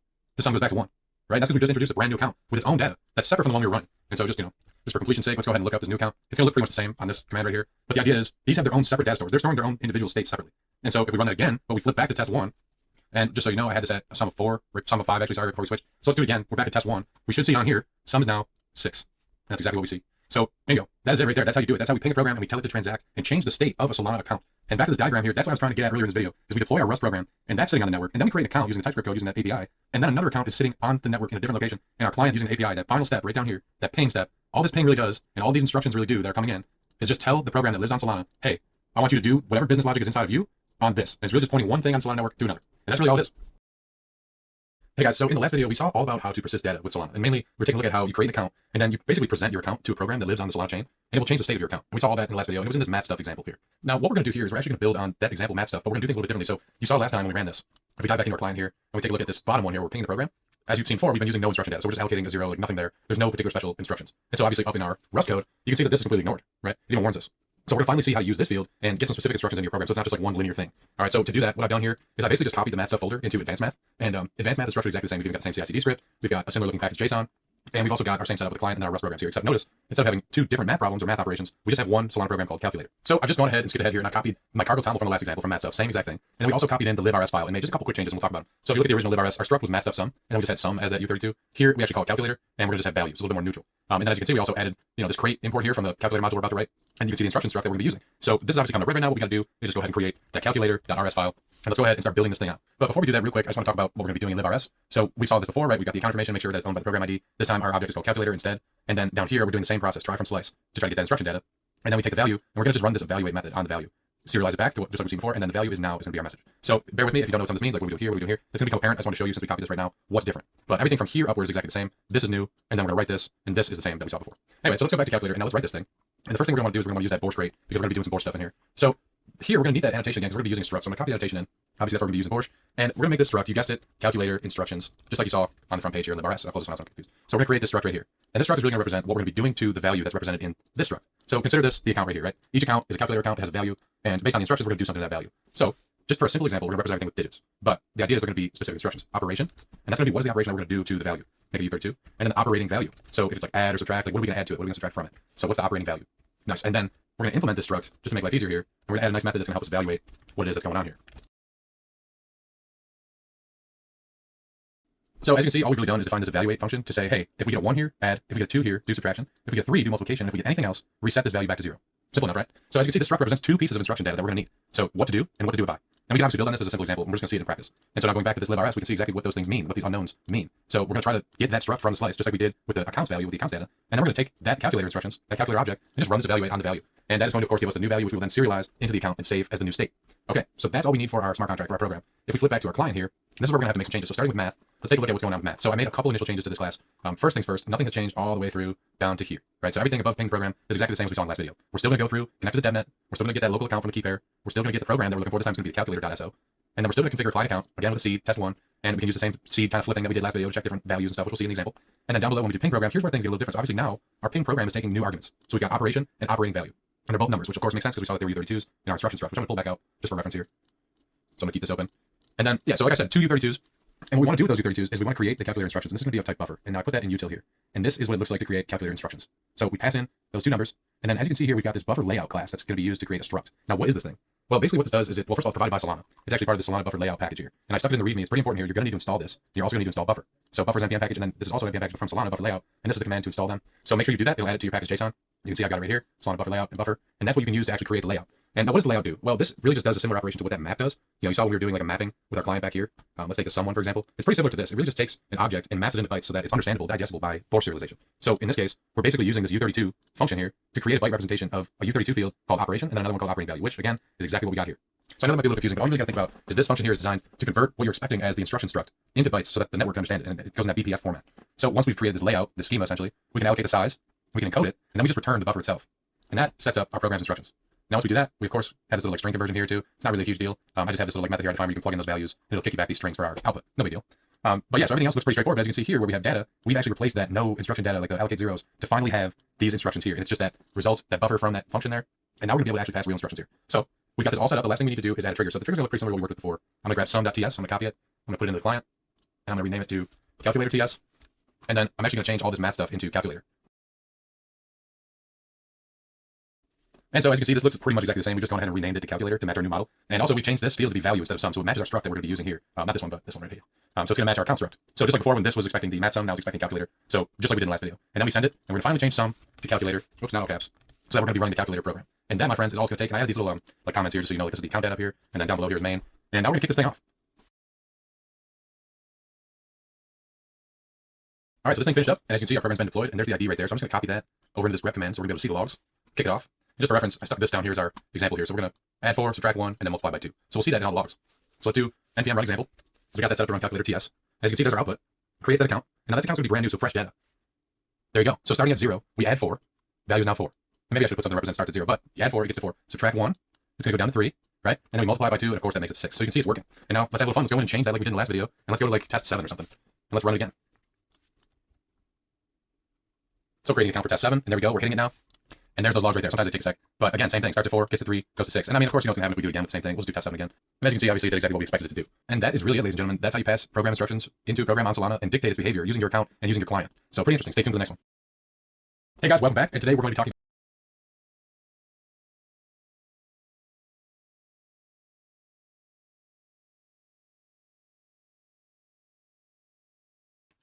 Okay, so I'm pretty tired already. And I think I'm gonna stop here. I think I'm gonna continue to watch these videos on stream and do the stuff that I was talking about. Watching these videos, then watching the other ones, going back to the beginner of this one and starting the project.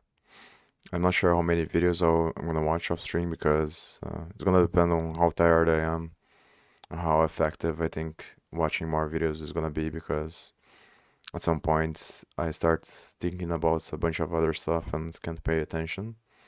But I think I'm gonna watch some videos, then take breaks and keep watching them. And by tomorrow, I'm probably gonna continue to do this tomorrow on stream. I'm probably not gonna be finished with all of the videos that I have to watch, so I'm probably gonna continue to do that next time.